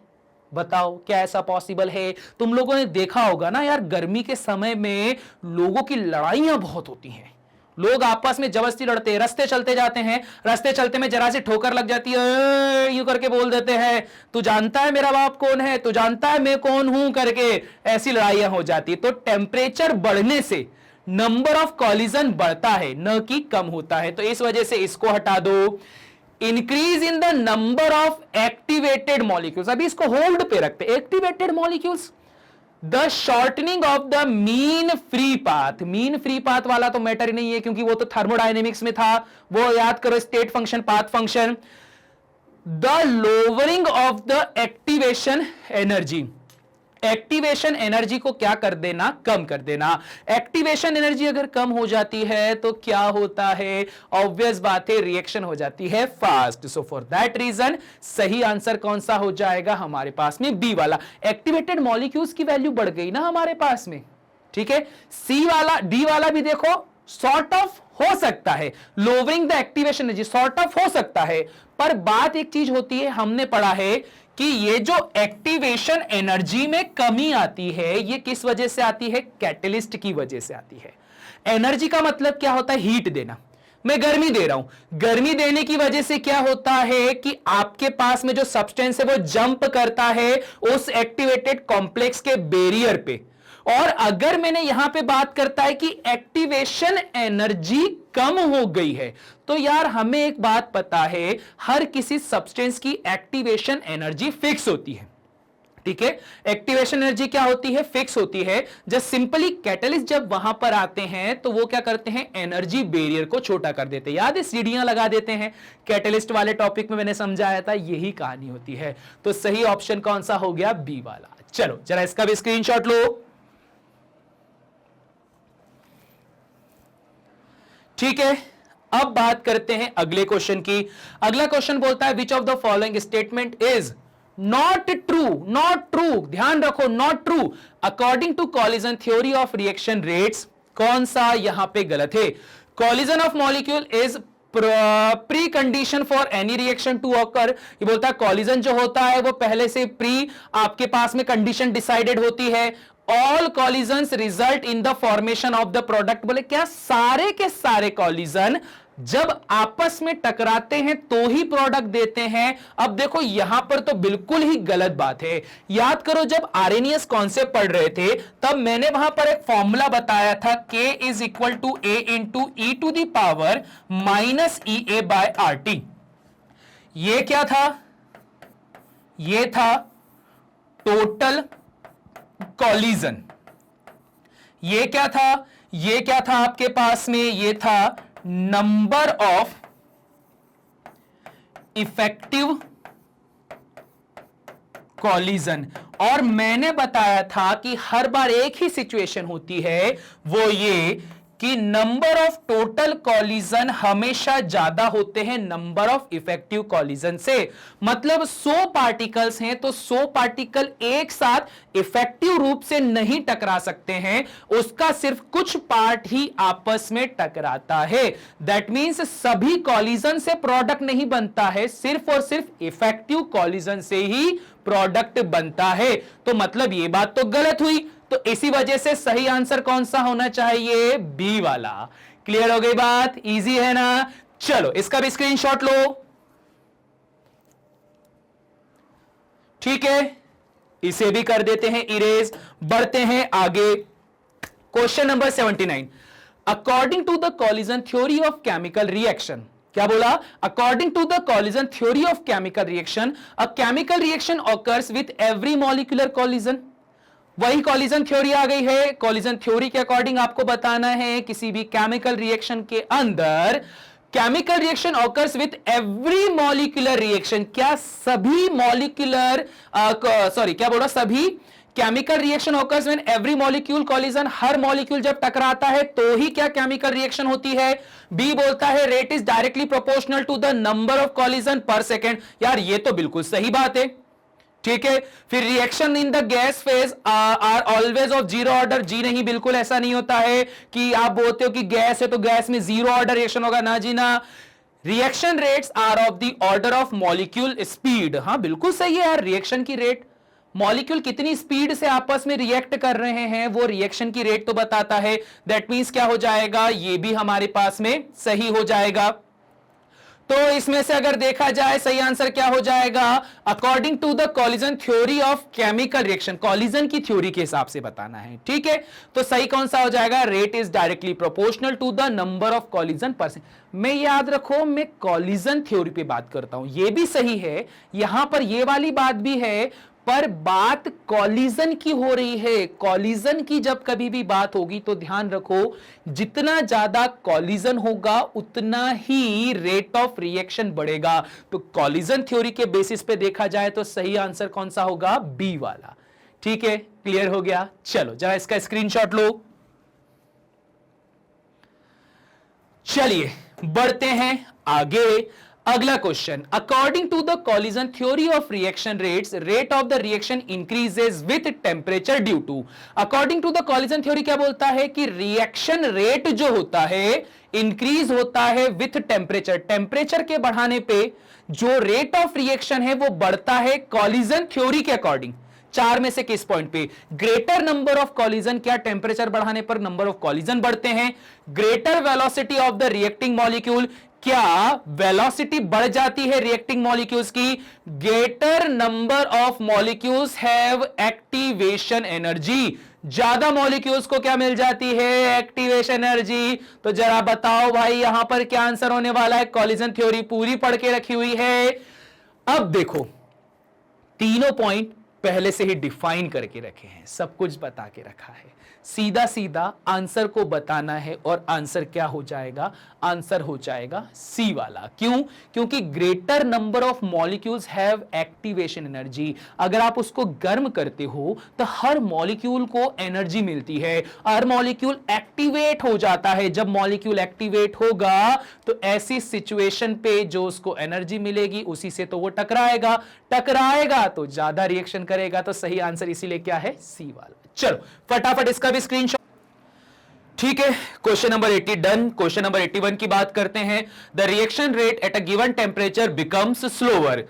रिएक्शन रेट जो होता है वो क्यों स्लो हो जाता है? ठीक है, क्या बोला है? Reaction rate at a given temperature become slower, क्यों स्लो हो जाता है आपके पास में?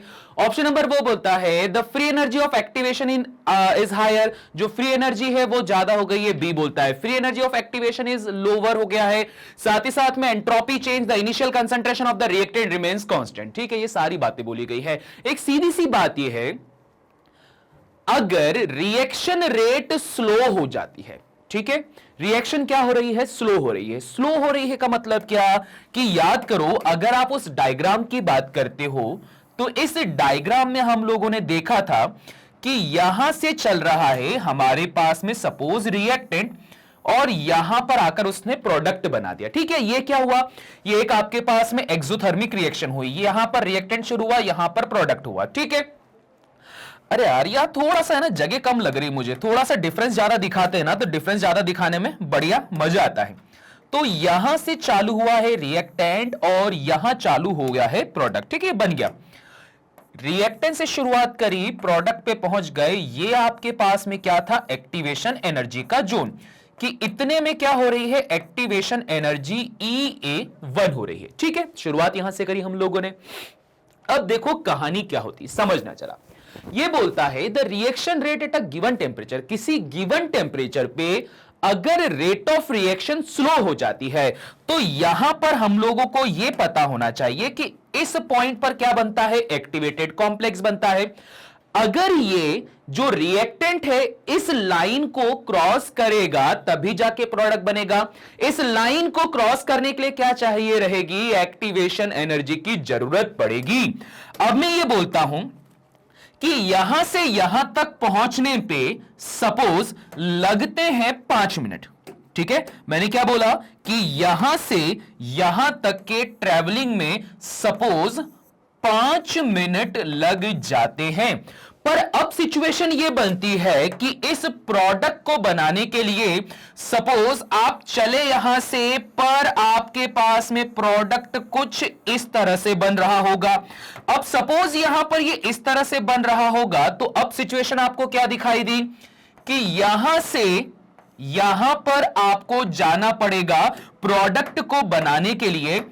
और अगर प्रोडक्ट को बनाने के लिए आपको यहां तक जाना पड़ेगा तो ऑब्वियस बात है ज्यादा दूरी तय करनी पड़ेगी, ज्यादा दूरी तय करनी पड़ेगी। इन द सेंस में बोल सकता हूं कि यहां पर जो पहले एक्टिवेटेड कॉम्प्लेक्स को बनाने में 5 मिनट लग रहे थे, सपोज अब लग रहे हैं 12 मिनट। ठीक है, रिएक्शन स्लो हो गई, रिएक्शन स्लो हो चुकी है। 5 मिनट में जब एक्टिवेटेड कॉम्प्लेक्स बन रहा था तो उसकी जगह अभी 12 मिनट में बन रहा है। यह क्यों हुआ? यह इसीलिए हुआ कि यहां पर जो ये एक्टिवेशन एनर्जी है, अभी नई वाली एक्टिवेशन एनर्जी को क्या बोल देता हूं मैं? EA2 बोल देता हूं।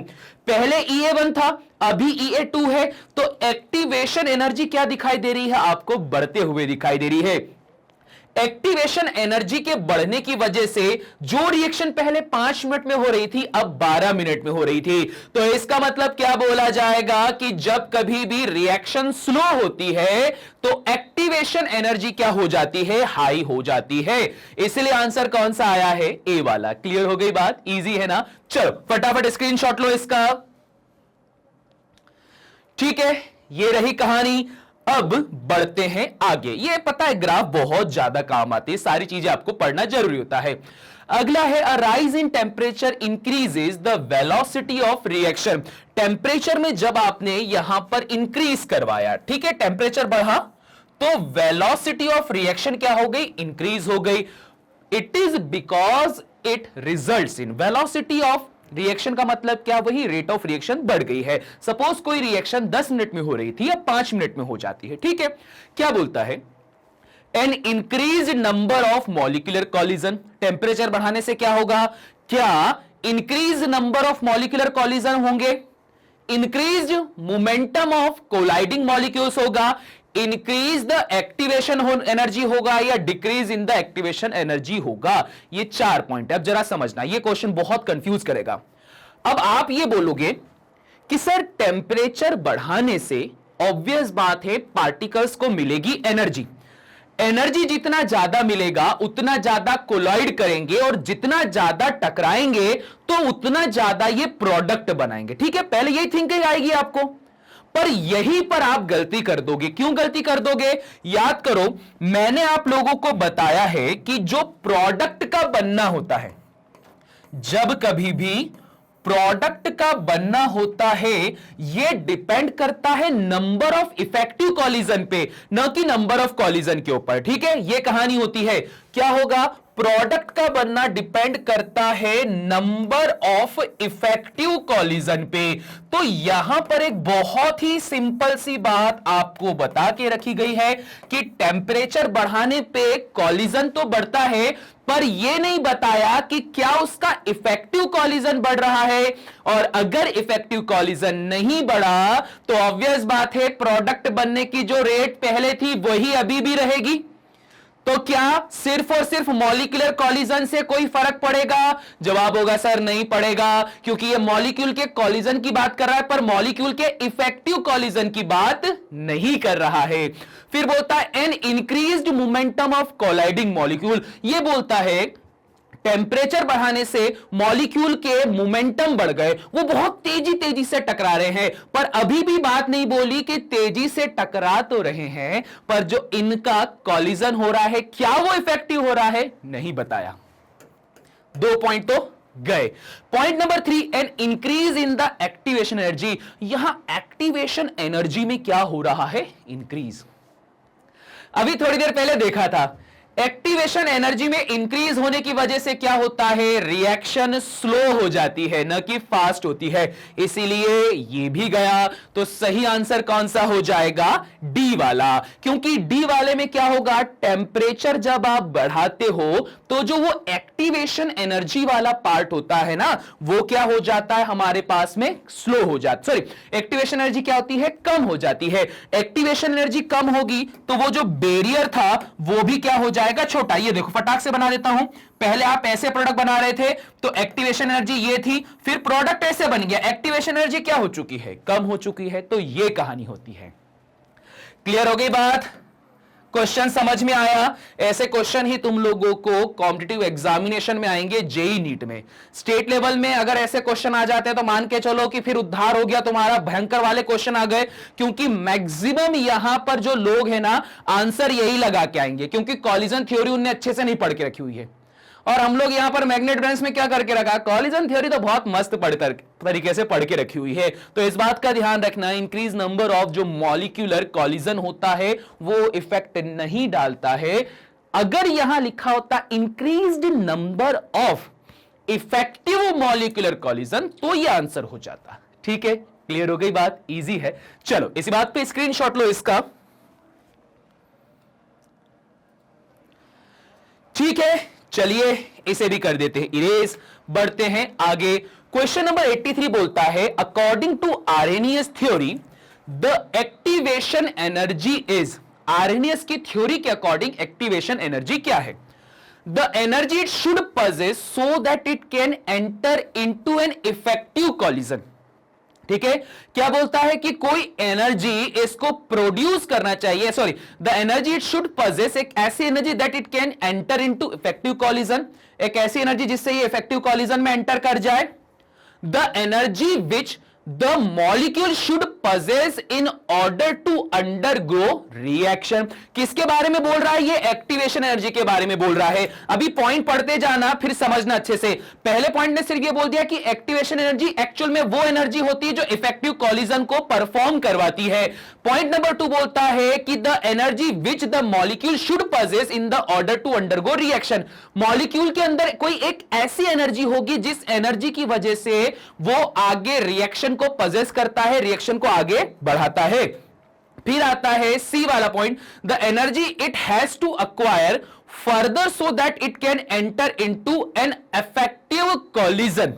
ठीक है, एनर्जी दोनों में देखो आपको लगेगा कि यार दोनों तो एक जैसा लिखा है, पॉइंट नंबर ए और point number C, but actual में फर्क क्या है?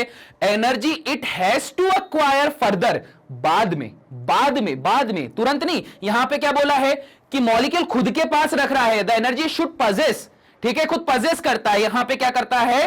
To acquire further so that it can enter into an effective collision। Fourth point बोलता है the energy gained by the molecules on colliding with an another molecules.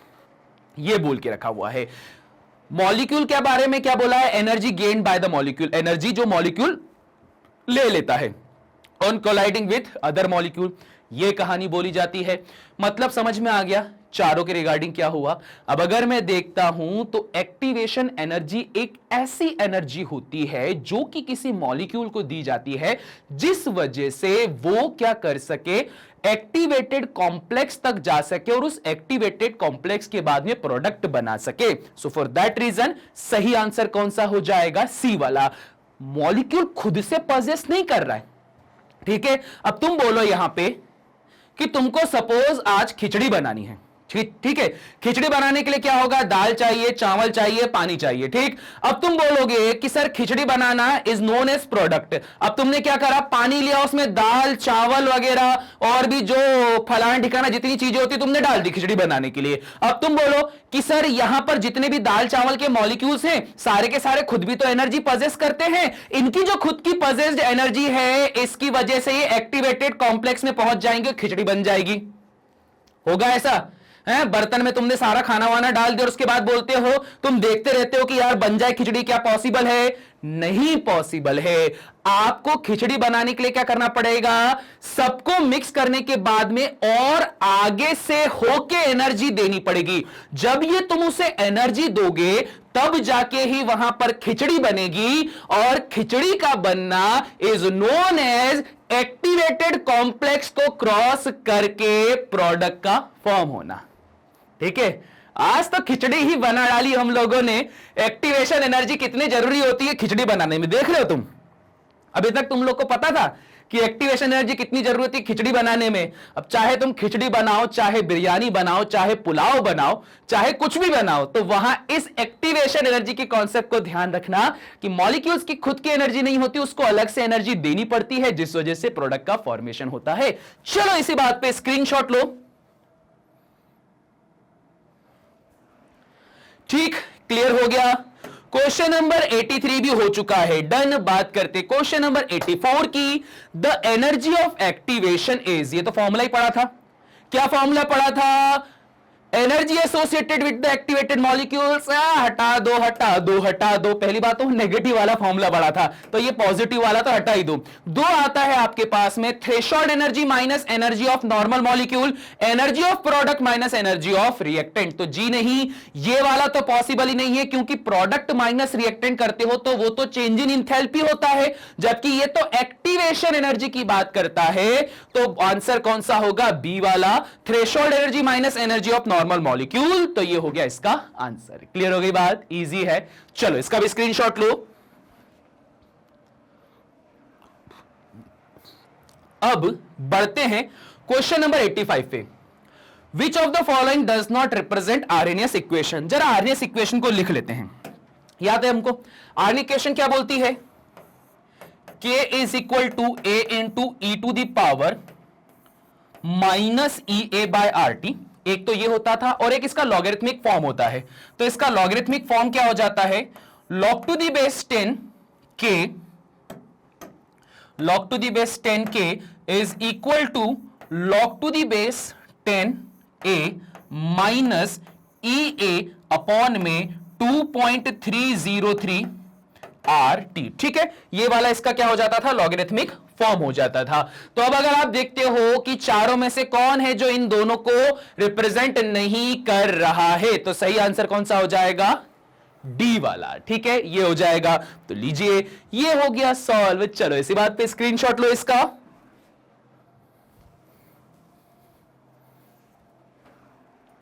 ठीक, इसे भी कर देते हैं इरेज। बढ़ते हैं आगे। विच of the following plot is in accordance with the Arrhenius equation, मतलब क्या बोला है कि कौन आर्हेनियस इक्वेशन के अकॉर्डेंस इस प्लॉट को रिप्रेजेंट करता है। अच्छा, लॉग देके रखा हुआ है तो ऑब्वियस बात है कि लॉग वाली रिगार्डिंग चलेगा हमारे पास में, ठीक। तो चलिए देखते हैं इसको। फॉर्मूला क्या होता है, एक मिनट, इसको ब्लैक पेन से मैं कर दूं। फॉर्मूला होता है मेरे पास में log k which is equal to log of a, log k equal to log of a minus EA upon में 2.303 R, और मैं एक छोटा सा यहां पे काम करता हूं R और मल्टीप्लाइड बाय 1/t बना देता हूं, ठीक है। इसको ऐसा लिख देता हूं। अब अगर मैं इसे कंपेयर करता हूं y is equal to mx plus c से, तो ये तो हो गया मेरे पास में y, ये हो गया m, ये हो गया x, और ये क्या हो जाएगा, इंटरसेप्ट हो जाएगा, ठीक है। c क्या होता है हमारे पास में, इंटरसेप्ट। तो यहां से बात आती है कि slope m is equal to क्या है, माइनस का EA अपॉन में 2.303 R है, और जो x एक्सिस है वो कितना है मेरे पास 1/t, y एक्सिस जो है वो क्या है मेरे पास में log ऑफ k, और साथ ही साथ में अगर मैं बात करता हूं कि यहां intercept c is equal to क्या है आपके पास में log ऑफ a, ये देके रखा हुआ। अब कहानी कितनी आसान हो गई, ठीक है। अब यहां पे ये नेगेटिव है, नेगेटिव होने का मतलब क्या, जो स्लोप है वो कैसा है हमारे पास में, डिक्लाइनिंग है। तो y एक्सिस पर क्या होना चाहिए, log k होना चाहिए, x एक्सिस पर क्या होना चाहिए, 1/t होना चाहिए। तो देखते हैं किसमें आ रहा है, इसमें नहीं, इसमें नहीं, इसमें नहीं, और क्या इसमें आ रहा है, जी हां आ रहा है। यहां पर ये log k हो जाएगा और यहां 1/t हो जाएगा, और ग्राफ कैसा है, डिक्लाइनिंग में जा रहा है। तो इसी वजह से सही आंसर कौन सा हो जाएगा, सही आंसर हो जाएगा ए वाला। क्लियर हो गई बात, इजी। चलो स्क्रीनशॉट लो।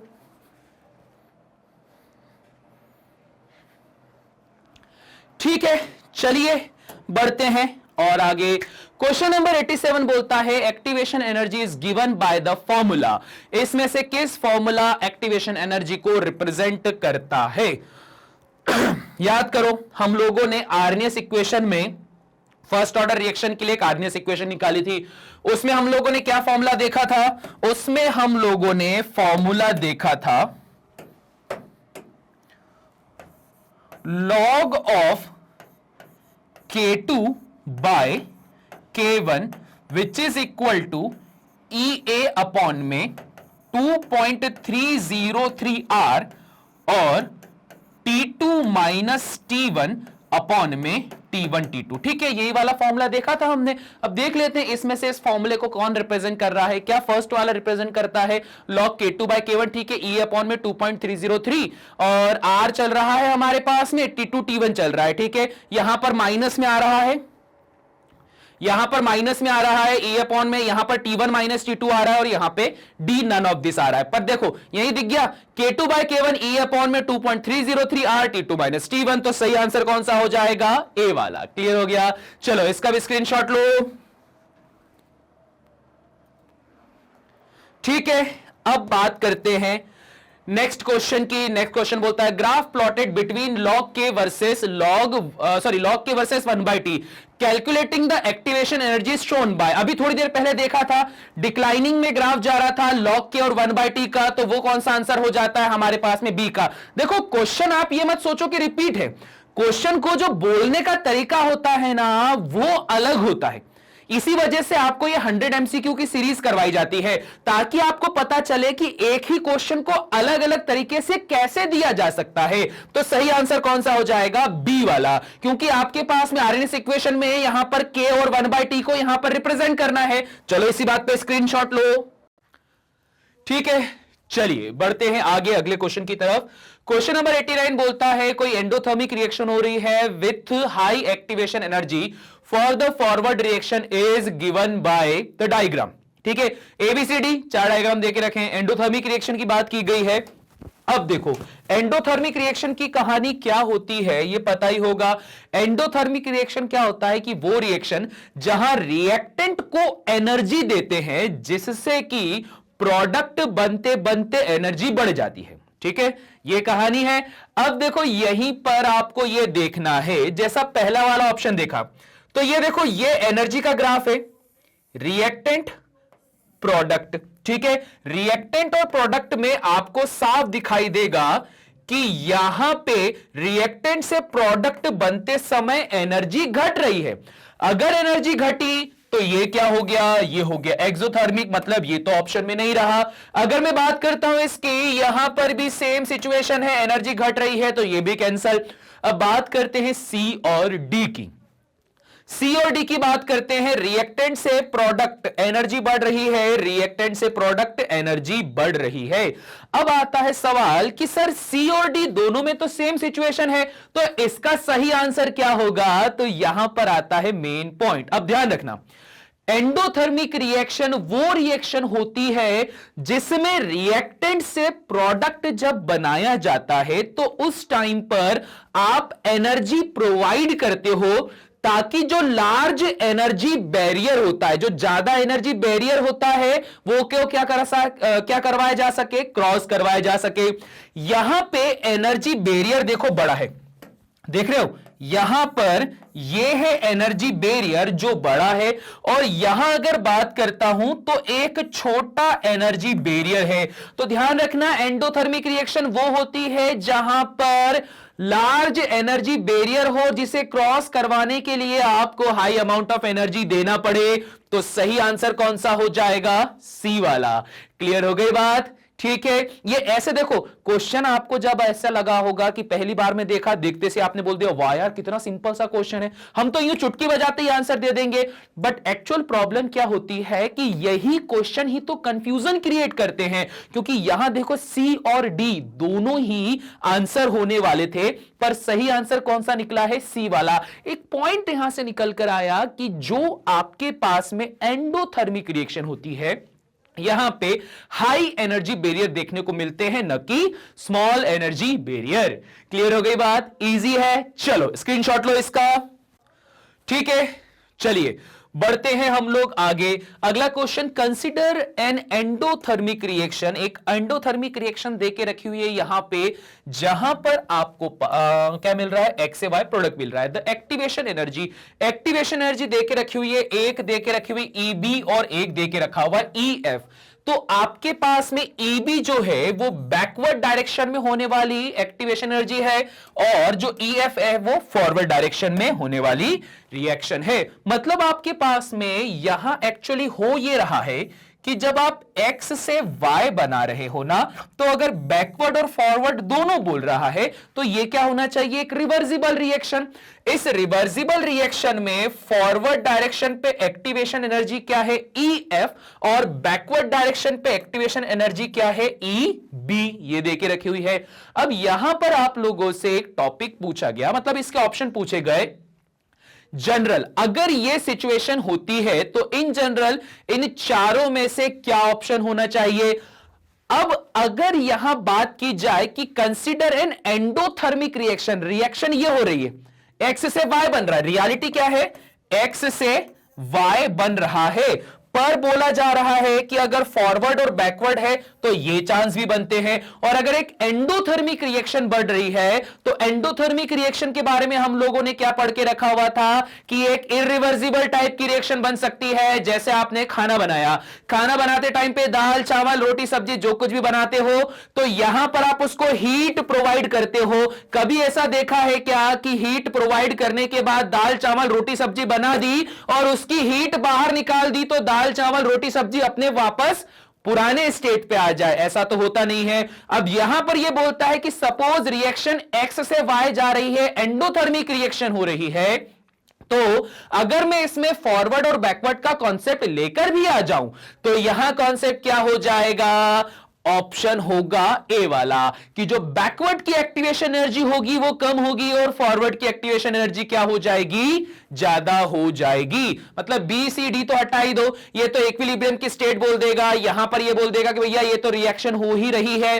और यहां पर देखो फॉरवर्ड वाली एक्टिवेशन एनर्जी क्यों ज्यादा हुई? याद करो मैंने क्या बोला था अभी जस्ट क्वेश्चन में, हम लोगों ने देखा था कि जो एंडोथर्मिक रिएक्शन होती है, इस एंडोथर्मिक रिएक्शन में ये जो आपके पास में गैप होता है, ठीक है, एंडोथर्मिक जो रिएक्शन है ना आपके पास में, इस एंडोथर्मिक रिएक्शन मैंने क्या बोला था कि ये जो एनर्जी बैरियर है वो ज्यादा होना चाहिए।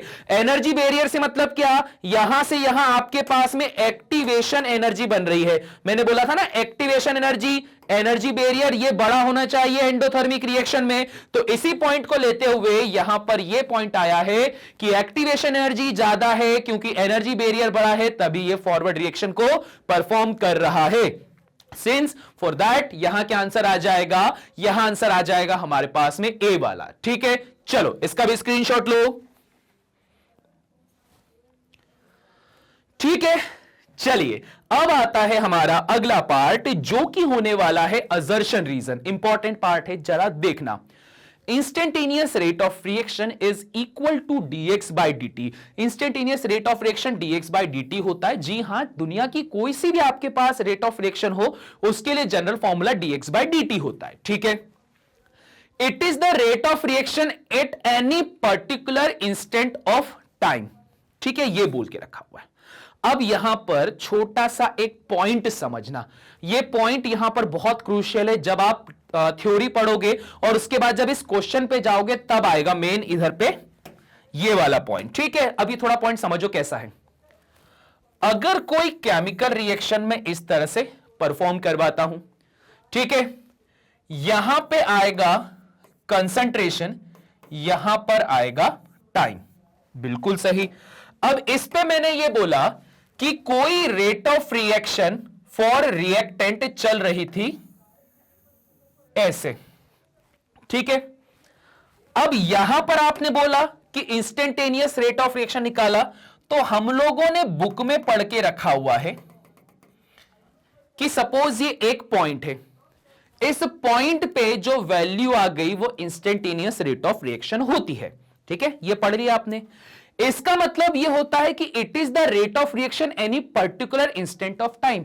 किसी particular instant of time, suppose यहां से चलना चालू करा 0 1 2 3 4 एंड 5, एग्जैक्ट 5वें सेकंड पे जो भी कुछ वैल्यू होगी आपने बोला उसको क्या? Instantaneous rate of reaction. ठीक है, समझ में आ गई बात? क्या बोल के रखा हुआ है, डेफिनेशन में भी यही लिखा हुआ है, बिल्कुल सही। अब आता है मेन पॉइंट। इन दोनों को पढ़ने से हमें यह पता चला कि सर चलो असर्शन तो बिल्कुल सही है, रीजन भी बिल्कुल सही है, पर अगर मैं ये बोलता हूं कि यहां पर क्या रीजन जो है एक्यूरेट एक्सप्लेनेशन है असर्शन का, तो आपका जवाब होगा नहीं। ठीक है, जवाब क्या होगा आपका? नहीं। जवाब नहीं इसलिए होगा कि ध्यान रखना यहां पर चेंज को बता रहा है। ठीक है, इंस्टेंटेनियस में क्या बोल रहा है? चेंज होना। पर अगर आप बात करते हो कि किसी एक ही पॉइंट पर वैल्यू को निकाल दिया जाए तो क्या यह पॉसिबल है? नहीं। जैसे आप गाड़ी चला रहे हो, बाइक चलाते टाइम पे अगर आप बोलते हो मैंने 1 घंटे राइड करा है, 1 घंटे राइड करने पे मैंने 60 किलोमीटर की डिस्टेंस को ट्रेवल करा, तो अगर आपसे मैं पूछता हूं कि आप 30th मिनट में या 30वें मिनट में किस स्पीड से ट्रेवल कर रहे थे, तो एग्जैक्ट 30 मिनट में अगर मैं बोलूं किस स्पीड से ट्रेवल कर रहे थे तो वहां तो स्पीड 0 हो जाएगी, क्योंकि 30th मिनट जब एक पर्टिकुलर टाइम लिया जाता है ना, उस टाइम पे तो आप बोलोगे कि भैया उस टाइम के हिसाब से मैं तो रुका हुआ हूं। पर मैं ये बोलूंगा कि सपोज आप थोड़ा सा ट्रेवल करते हो, तो इसीलिए भले ही इंस्टेंटेनियस रेट ऑफ रिएक्शन को आप पढ़ रहे हो, पर ध्यान रखना इंस्टेंटेनियस रेट ऑफ रिएक्शन का एक पॉइंट तो यही बोलता है कि किसी पर्टिकुलर टाइम इंटरवल में जो रेट ऑफ रिएक्शन निकलती है वो इंस्टेंटेनियस, पर एक पॉइंट को और इंक्लूड करो कि किसी पर्टिकुलर टाइम पे जो शॉर्ट चेंज होता है, छोटा सा चेंज हो सकता है कि आप 30 मिनट से 30 मिनट और 5 सेकंड के बीच में जो वैल्यू पे वेरी कर रहे हो, उस वैल्यू पे ही आपकी क्या निकलेगी, इंस्टेंटेनियस स्पीड निकल जाएगी। तो यहां पे भी वही बात है, ध्यान रखना। इस वजह से असर्शन सही है, रीजन सही है, पर असर्शन जो है, सॉरी जो रीजन है वो असर्शन का करेक्ट एक्सप्लेनेशन नहीं है, क्योंकि यहां पर चेंज दिखा रहा है जबकि यहां पर स्टेशनरी चीजों की बात कर रहा है। So for that reason point क्या बना है हमारे पास में, बी वाला। क्लियर हो गई बात। इंस्टेंटेनियस रेट ऑफ रिएक्शन की यही कहानी होती है, किसी पर्टिकुलर टाइम में हुआ स्मॉल चेंज अगर आप बता दो तो वो instantaneous rate of reaction dx by dt को करेक्टली रिप्रेजेंट कर देगा। चलो इसी बात पे स्क्रीनशॉट लो। ठीक है, इसे भी रेस करते हैं, बढ़ते हैं आगे। क्वेश्चन नंबर 92 बोलता है molecularity has no meaning for a complex reaction. ठीक है, बिल्कुल सही बोल के रखा है। कॉम्प्लेक्स रिएक्शन में मॉलिक्युलरिटी का कोई मतलब ही नहीं होता, क्योंकि हमेशा याद रखो मॉलिक्युलरिटी कब निकाली जाती है, जब रिएक्शन आपके पास में हो एलिमेंट्री। ठीक है, जब एलिमेंट्री रिएक्शन होती है तब जाके आपके पास में मॉलिक्युलरिटी निकाली जाती है। फिर रीजन बोलता है the overall molecularity of a complex reaction is equal to the molecularity of a slowest step. बिल्कुल सही, बिल्कुल सही, नो डाउट ये बिल्कुल सही है। रीजन भी कि जो मॉलिक्युलरिटी होता है वो अगर कोई कॉम्प्लेक्स रिएक्शन है, कॉम्प्लेक्स रिएक्शन मतलब क्या, ऐसी रिएक्शन जो एक से ज्यादा स्टेप में परफॉर्म होती है। तो यहां पर मैंने ये बोला पॉइंट नंबर 1 असर्शन कि जो कॉम्प्लेक्स रिएक्शन है उसमें से अगर मॉलिक्युलरिटी निकालनी है तो उस रिएक्शन को पकड़ो जो सबसे स्लोवेस्ट होती है। सबसे स्लोवेस्ट को क्या बोलते हैं, रेट डिटरमाइनिंग स्टेप। तो सारी कहानी उस पर डिपेंड करती है, तो मतलब असर्शन तो बिल्कुल सही है। उसका रीजन दिया है कि जो ओवरऑल मॉलिक्युलरिटी होती है किसी कॉम्प्लेक्स रिएक्शन की is equal to the molecularity of the slowest step. ये क्या होती है, सबसे स्लोवेस्ट स्टेप के ऊपर डिपेंड करती है, ये बोल के रखा हुआ है। तो रीजन भी बिल्कुल सही है। अब आता है मेन पॉइंट, क्या जो असर्शन है वो रीजन उसका बिल्कुल सही है, ये क्वेश्चन आता है। अब इस क्वेश्चन में भी सभी का दिमाग क्या चलेगा, सर ए वाला आंसर है, बोथ असर्शन रीजन सही। ऊपर भी आप कॉम्प्लेक्स रिएक्शन की बात करते हो कि कॉम्प्लेक्स रिएक्शन में मॉलिक्युलरिटी जो निकाली जाती है आरडीएस से निकाली जाती है। सेकंड वाले में भी बोले सर वही तो बात बोली, the overall molecularity complex equal to the molecularity of the slowest step, ये बोलोगे। पर यही आ जाता है क्लॉज, क्योंकि यहां पे असर्शन रीजन तो सही है बट रीजन करेक्ट एक्सप्लेनेशन नहीं है असर्शन का। क्योंकि बात ऐसी होती है कि अगर मैं एक पूरा पॉइंट बोलता हूं कि मॉलिक्युलरिटी स्लोवेस्ट स्टेप से इसलिए निकाली जाती है क्योंकि फास्ट स्टेप में जो चेंजेस होते हैं उसको हम कांस्टेंट कंसीडर करते हैं, यह ध्यान रखना। ठीक, हम यहां पर मॉलिक्युलरिटी पे स्लोवेस्ट पे क्यों डिपेंड करते हैं, क्योंकि फास्ट रिएक्शन वाली जो स्टेप होती है वहां पे चीजें कांस्टेंट होती हैं, तो वहां कांस्टेंट होने की वजह से स्लोवेस्ट से मॉलिक्युलरिटी निकाली जाती है, न कि यहां पर इसने कुछ ऐसा बता के रखा हुआ है कि क्यों वहां पर मॉलिक्युलरिटी निकाली जाती है। तो देखो असर्शन रीजन तो दोनों सही हैं, पर रीजन में अगर लिखा हुआ रहता ना कि बिकॉज ऑफ जो फास्ट रिएक्शन होती है वहां पे वैल्यू कांस्टेंट हो जाती है, जिस वजह से ये कहानी बनती, तो इस वजह से क्या हुआ आपके पास में बी वाला ऑप्शन की असर्शन भी सही है, रीजन भी सही है, but reason is not correct explanation of assertion. ठीक है, चलो इसका भी स्क्रीनशॉट लो। ठीक है, चलिए इसे भी कर देते हैं इरेज, बढ़ते आगे। In a zero order reaction the concentration of the reactant is double, the half life period is also double. ठीक है, देख लेते हैं। पॉइंट नंबर 1 ने बोला है कि जीरो ऑर्डर रिएक्शन के अंदर कंसंट्रेशन ऑफ रिएक्टेंट क्या होता है, डबल हो जाता है। The half life period is also double, half life period भी क्या हो जाता है, डबल हो जाता है। ठीक है, अब देखो कहानी जरा, जीरो ऑर्डर के लिए हाफ लाइफ पीरियड क्या होता है, T half is equal to K upon में 2a। ठीक है, अरे के अपॉन में 2a नहीं होता है, a अपॉन में ट्वाइस ऑफ के। ठीक है, ये होता है। अब देखो यहां पे 2 भी कांस्टेंट है, k भी कांस्टेंट है। अगर मैं चाहूं तो क्या इसको ऐसा लिख सकता हूं कि T half is directly proportional to the reactant. ठीक है, इक्वल और कांस्टेंट हटाओ तो डायरेक्टली प्रोपोर्शनल का साइन आ जाता है, और ऐसी सिचुएशन हो जाती है तो टी हाफ डायरेक्टली प्रोपोर्शनल हो जाता है, रेट कांस्टेंट 1 है। और अगर ये रेट कांस्टेंट 1 के बराबर हो जाता है, डायरेक्टली प्रोपोर्शनल हो जाता है, तो मैं ये बोलूंगा कि अगर मैंने इसको डबल करा तो ये भी तो डबल हो जाएगा, होगा कि नहीं, दोनों डायरेक्टली प्रोपोर्शनल है, किसी एक में भी चेंज कर दो, इसको डबल करा तो ये भी डबल हो जाएगा। मतलब मेरा जो असर्शन है वो बिल्कुल सही है, ये असर्शन हो गया सही। अब बात करते हैं रीजन की, तो रीजन बोलता है for a zero order reaction the rate of reaction is independent of initial concentration. जी हां, बिल्कुल सही, जीरो ऑर्डर रिएक्शन में कंसंट्रेशन की तो वैल्यू ही नहीं होती है, ये बोल के रखा हुआ है। अब देखो असर्शन भी सही है, रीजन भी सही है, पर क्या रीजन करेक्ट एक्सप्लेनेशन है असर्शन का? जी नहीं, बिल्कुल भी नहीं, क्योंकि यहां पर अगर आप हाफ लाइफ पीरियड लिखते तो आपको लिखना पड़ता कि सर बिकॉज यहां पर वैल्यू कांस्टेंट चल रही है, इस वजह से यह कहानी बन रही है। तो इसी वजह से क्या बोला जाएगा, असर्शन भी सही है, रीजन भी सही है, बट रीजन जो है वो करेक्ट एक्सप्लेनेशन नहीं कर रहा है, क्योंकि रीजन ने तो बोला है क्या, रिएक्टेंट से इंडिपेंडेंट है, रिएक्टेंट के कंसंट्रेशन से इंडिपेंडेंट है।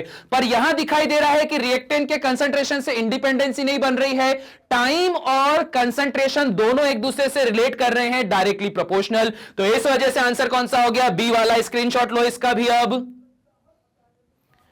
ठीक है, ये भी हो गया सॉल्व। अगले क्वेश्चन की तरफ बढ़ते हैं। क्वेश्चन नंबर 94, असर्शन बोलता है if the activation energy of a reaction is zero, अगर एक्टिवेशन एनर्जी किसी रिएक्शन में हो जाती है जीरो, तो temperature will have no effect on the rate constant. तो टेम्परेचर जो होता है रेट कांस्टेंट के पर कोई इफेक्ट नहीं डालता है। देखो यार, इतनी सारी चीजें, activation energy, temperature, rate constant, तो ये सारा किससे रिलेट कर रहा है, ये सारा रिलेट कर रहा है आर्हेनियस इक्वेशन से। K is equal to A e to the power minus EA by RT। अगर एक्टिवेशन एनर्जी जीरो हो गई तो इस सिचुएशन पे ये वाली वैल्यू भी क्या हो जाएगी, पूरी जीरो। क्यों? क्योंकि देखो e to the power minus 0 by RT करा तो e टू द पावर 0 मिल जाएगा, विच इज इक्वल टू क्या होगा, 1, जिससे क्या मिलेगा, K और A। कहीं टेम्परेचर का कोई रोल आया, नहीं आया, तो यहां पर भी वही बिल्कुल सही है, क्योंकि इसने बोला एक्टिवेशन एनर्जी जीरो हो जाए तो टेम्परेचर का कोई भी डिपेंडेंसी नहीं होता। तो देखो है ही नहीं डिपेंडेंसी, टेम्परेचर गायब, टेम्परेचर गायब, तो इस वजह से आपका असर्शन तो बिल्कुल सही है। रीजन बोलता है lower the activation energy faster the reaction. Activation energy को कम कर दिया जाए तो रिएक्शन फास्ट होगी। अरे बिल्कुल सही, बिल्कुल बिल्कुल बिल्कुल सही है, एक्टिवेशन एनर्जी को कम करोगे तो रिएक्शन फास्ट होगी। क्योंकि यार वो दीवार कूदने के लिए जो एनर्जी वाला मैटर था, याद है कि नहीं, वो एनर्जी का बैरियर अगर हाई होता है तो एक्टिवेशन एनर्जी भी हाई होती है, एनर्जी का बैरियर छोटा होता है तो एक्टिवेशन एनर्जी भी छोटी होती है। मतलब असर्शन और रीजन तो दोनों सही हैं, बट रीजन कहीं से कहीं तक इस फिनोमिनन को नहीं बता पा रहा है कि K is equal to A क्यों बन रहा है। So for that reason, assertion भी सही, reason भी सही, but reason is not correct explanation of A। चलो इसी बात पे इसका भी स्क्रीनशॉट लो। अब बात करते हैं क्वेश्चन नंबर 95 की।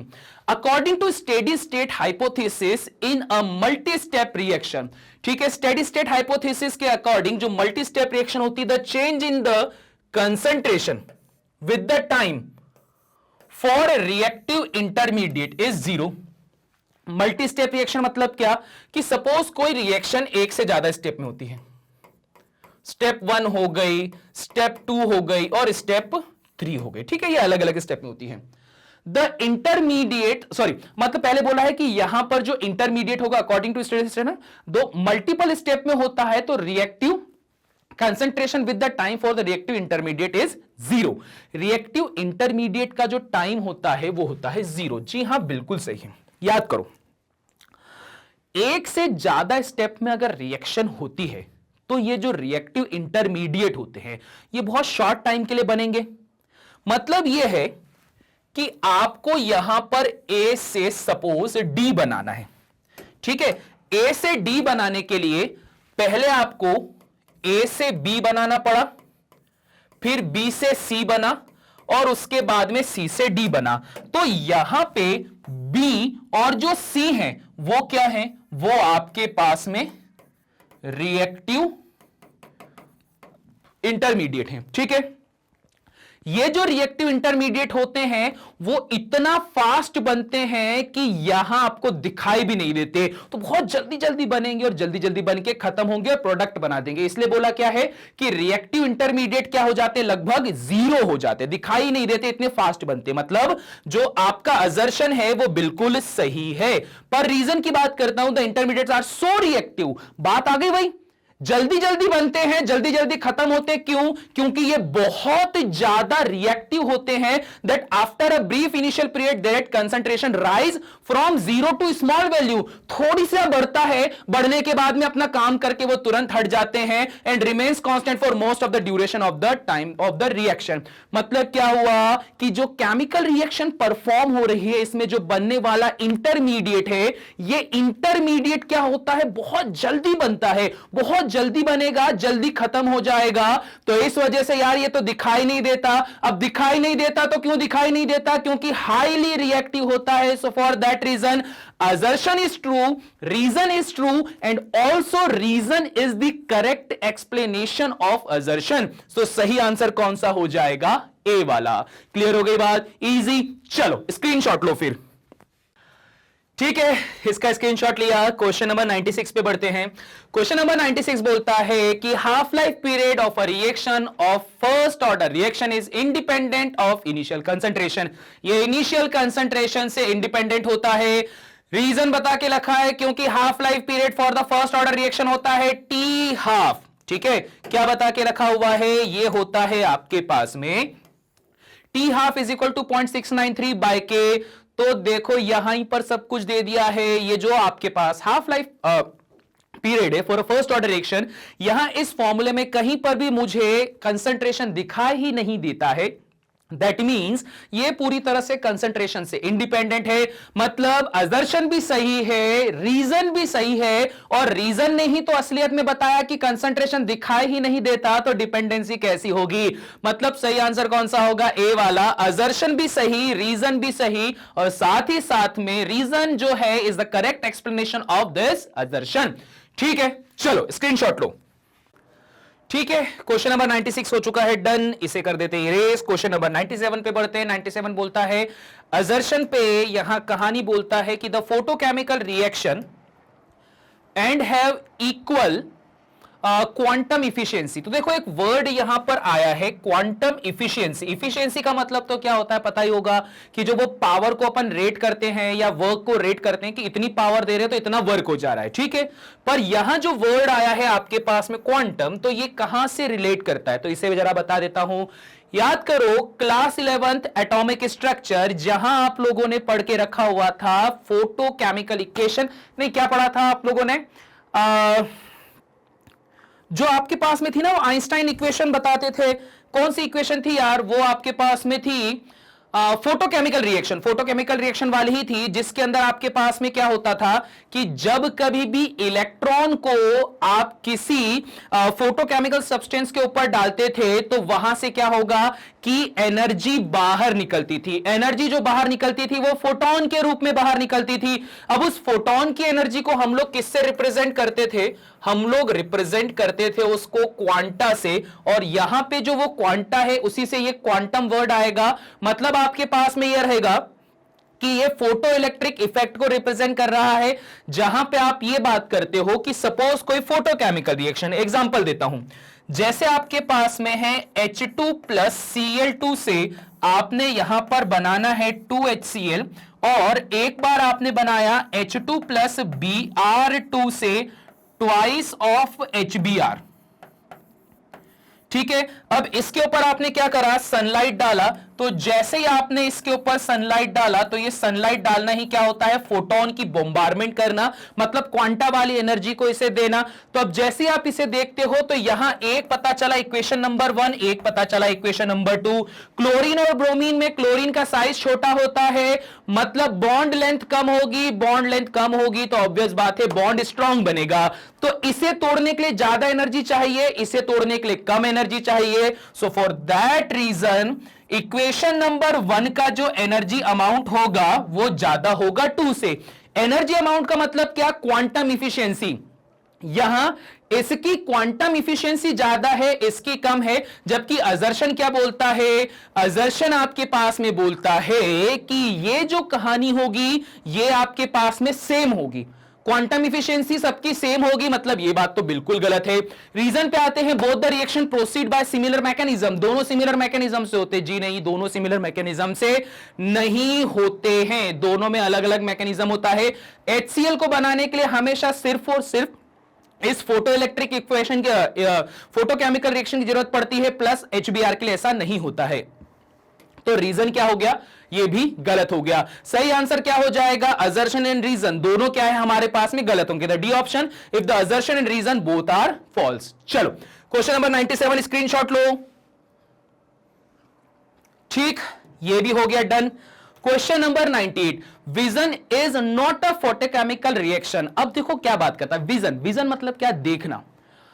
हम जब किसी चीज को देखते हैं तो ये फोटोकेमिकल रिएक्शन दिखाई, फोटोकेमिकल रिएक्शन नहीं होती है। ठीक है, चलो इसको समझते हैं।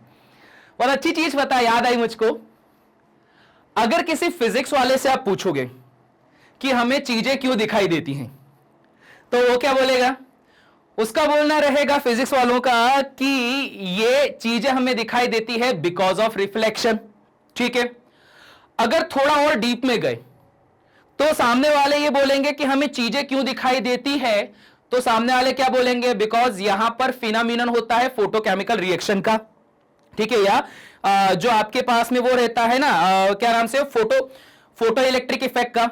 ठीक है, वो आएगा, फोटोन वगैरह की बात की जाएगी। अब मैं बात करता हूं और डीपली जाके, हमारे रेटिना के अंदर जो फ्लूइड होता है, जब कभी भी किसी ऑब्जेक्ट से लाइट टकरा के हमारी आंखों के अंदर जाती है तो आंखों के अंदर जो फ्लूइड होता है वो आइसोमेरिज्म की कंडीशन को शो करता है। ठीक है, देख रहे हो केमिस्ट्री कितनी भयंकर डीप में जाके घुसी है। आंखों के अंदर जो वो आइसोमेरिज्म शो होता है, जिसके अंदर आपने पढ़ के रखा होगा geometrical isomerism.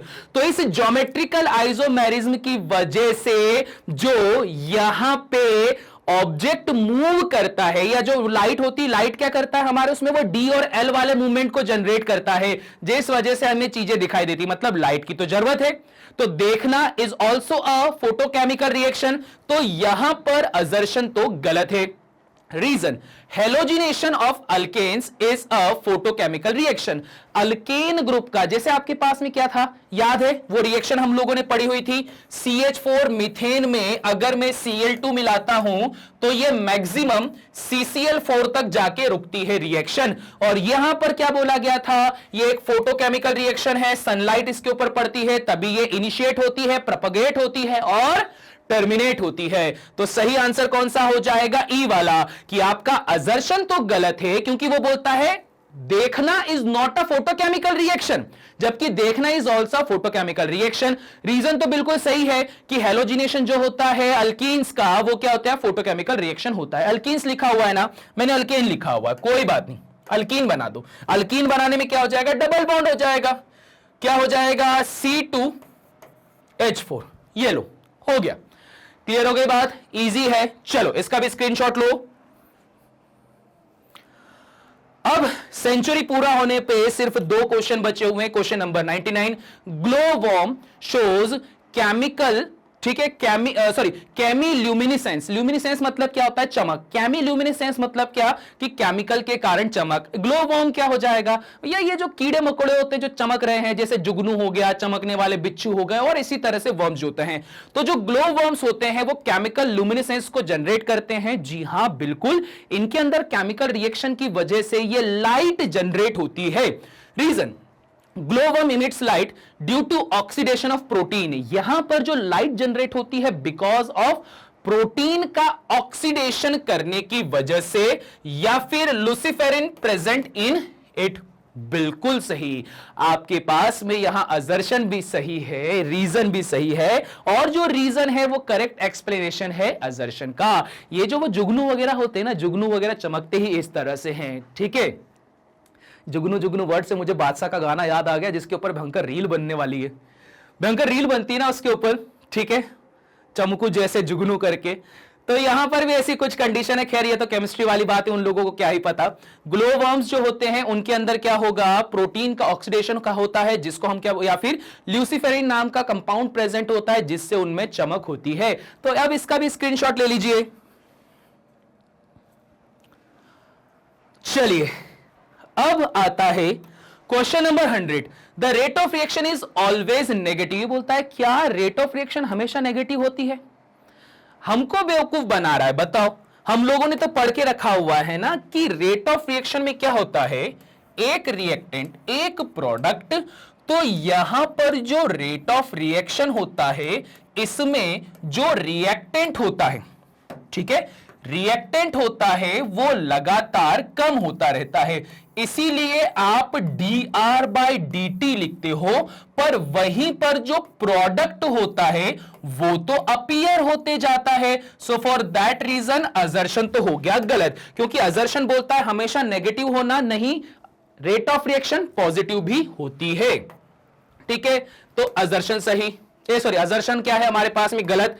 Reason, minus sign used in expressing the rate shows that concentration of product is decreasing। बोले माइनस साइन ये बताता है कि बोले बताओ प्रोडक्ट कम हो रहा है क्या? नहीं, प्रोडक्ट में तो पॉजिटिव साइन आता है, क्योंकि प्रोडक्ट तो क्या होता है, यहां पे बढ़ता है। सो फॉर दैट रीजन ये रीजन भी गलत है, असर्शन भी गलत है, रीजन भी गलत है। तो सही आंसर कौन सा हो जाएगा? डी वाला, assertion and reason both are false.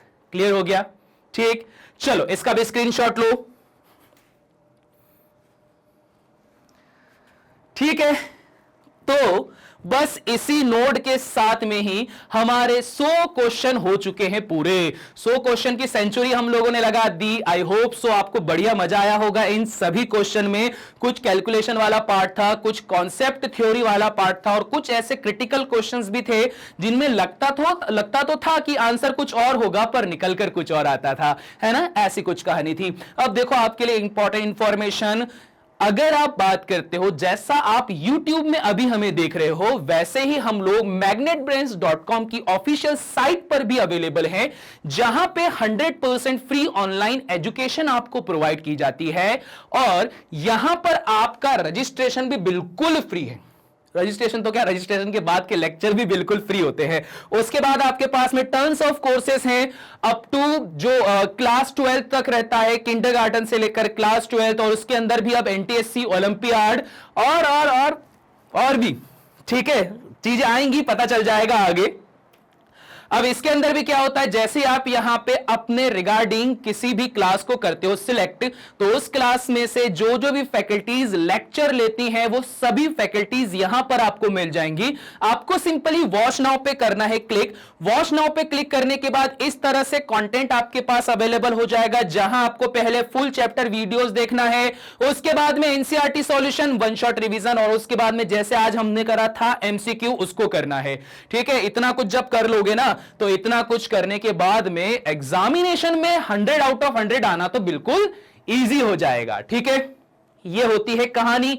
अब इस कहानी के साथ साथ में ही आप लोगों से हम लोग सिर्फ एक चीज की डिमांड करते हैं, वो ये कि वीडियो पसंद आ गया हो तो फटाफट लाइक कर दो, नए सब्सक्राइबर हो तो जल्दी से कर दो सब्सक्राइब, और साथ ही साथ में शेयर कर दो, क्योंकि शेयर करना जरूरी है। मैग्नेट ब्रेन्स क्या बोला था, रिएजेंट की तरह काम करता है जो आप और आपके दोस्तों को एक स्टेबल प्रोडक्ट बनाएगा। तो फटाफट से शेयर कर दो ताकि आप और आपके दोस्त अपनी इस लाइफ में स्टेबल प्रोडक्ट बन सके। तो बस इसी नोट के साथ में करते हैं हम इस लेक्चर को एंड, मिलते हैं अगले लेक्चर में। तब तक के लिए सभी को टाटा बाय बाय।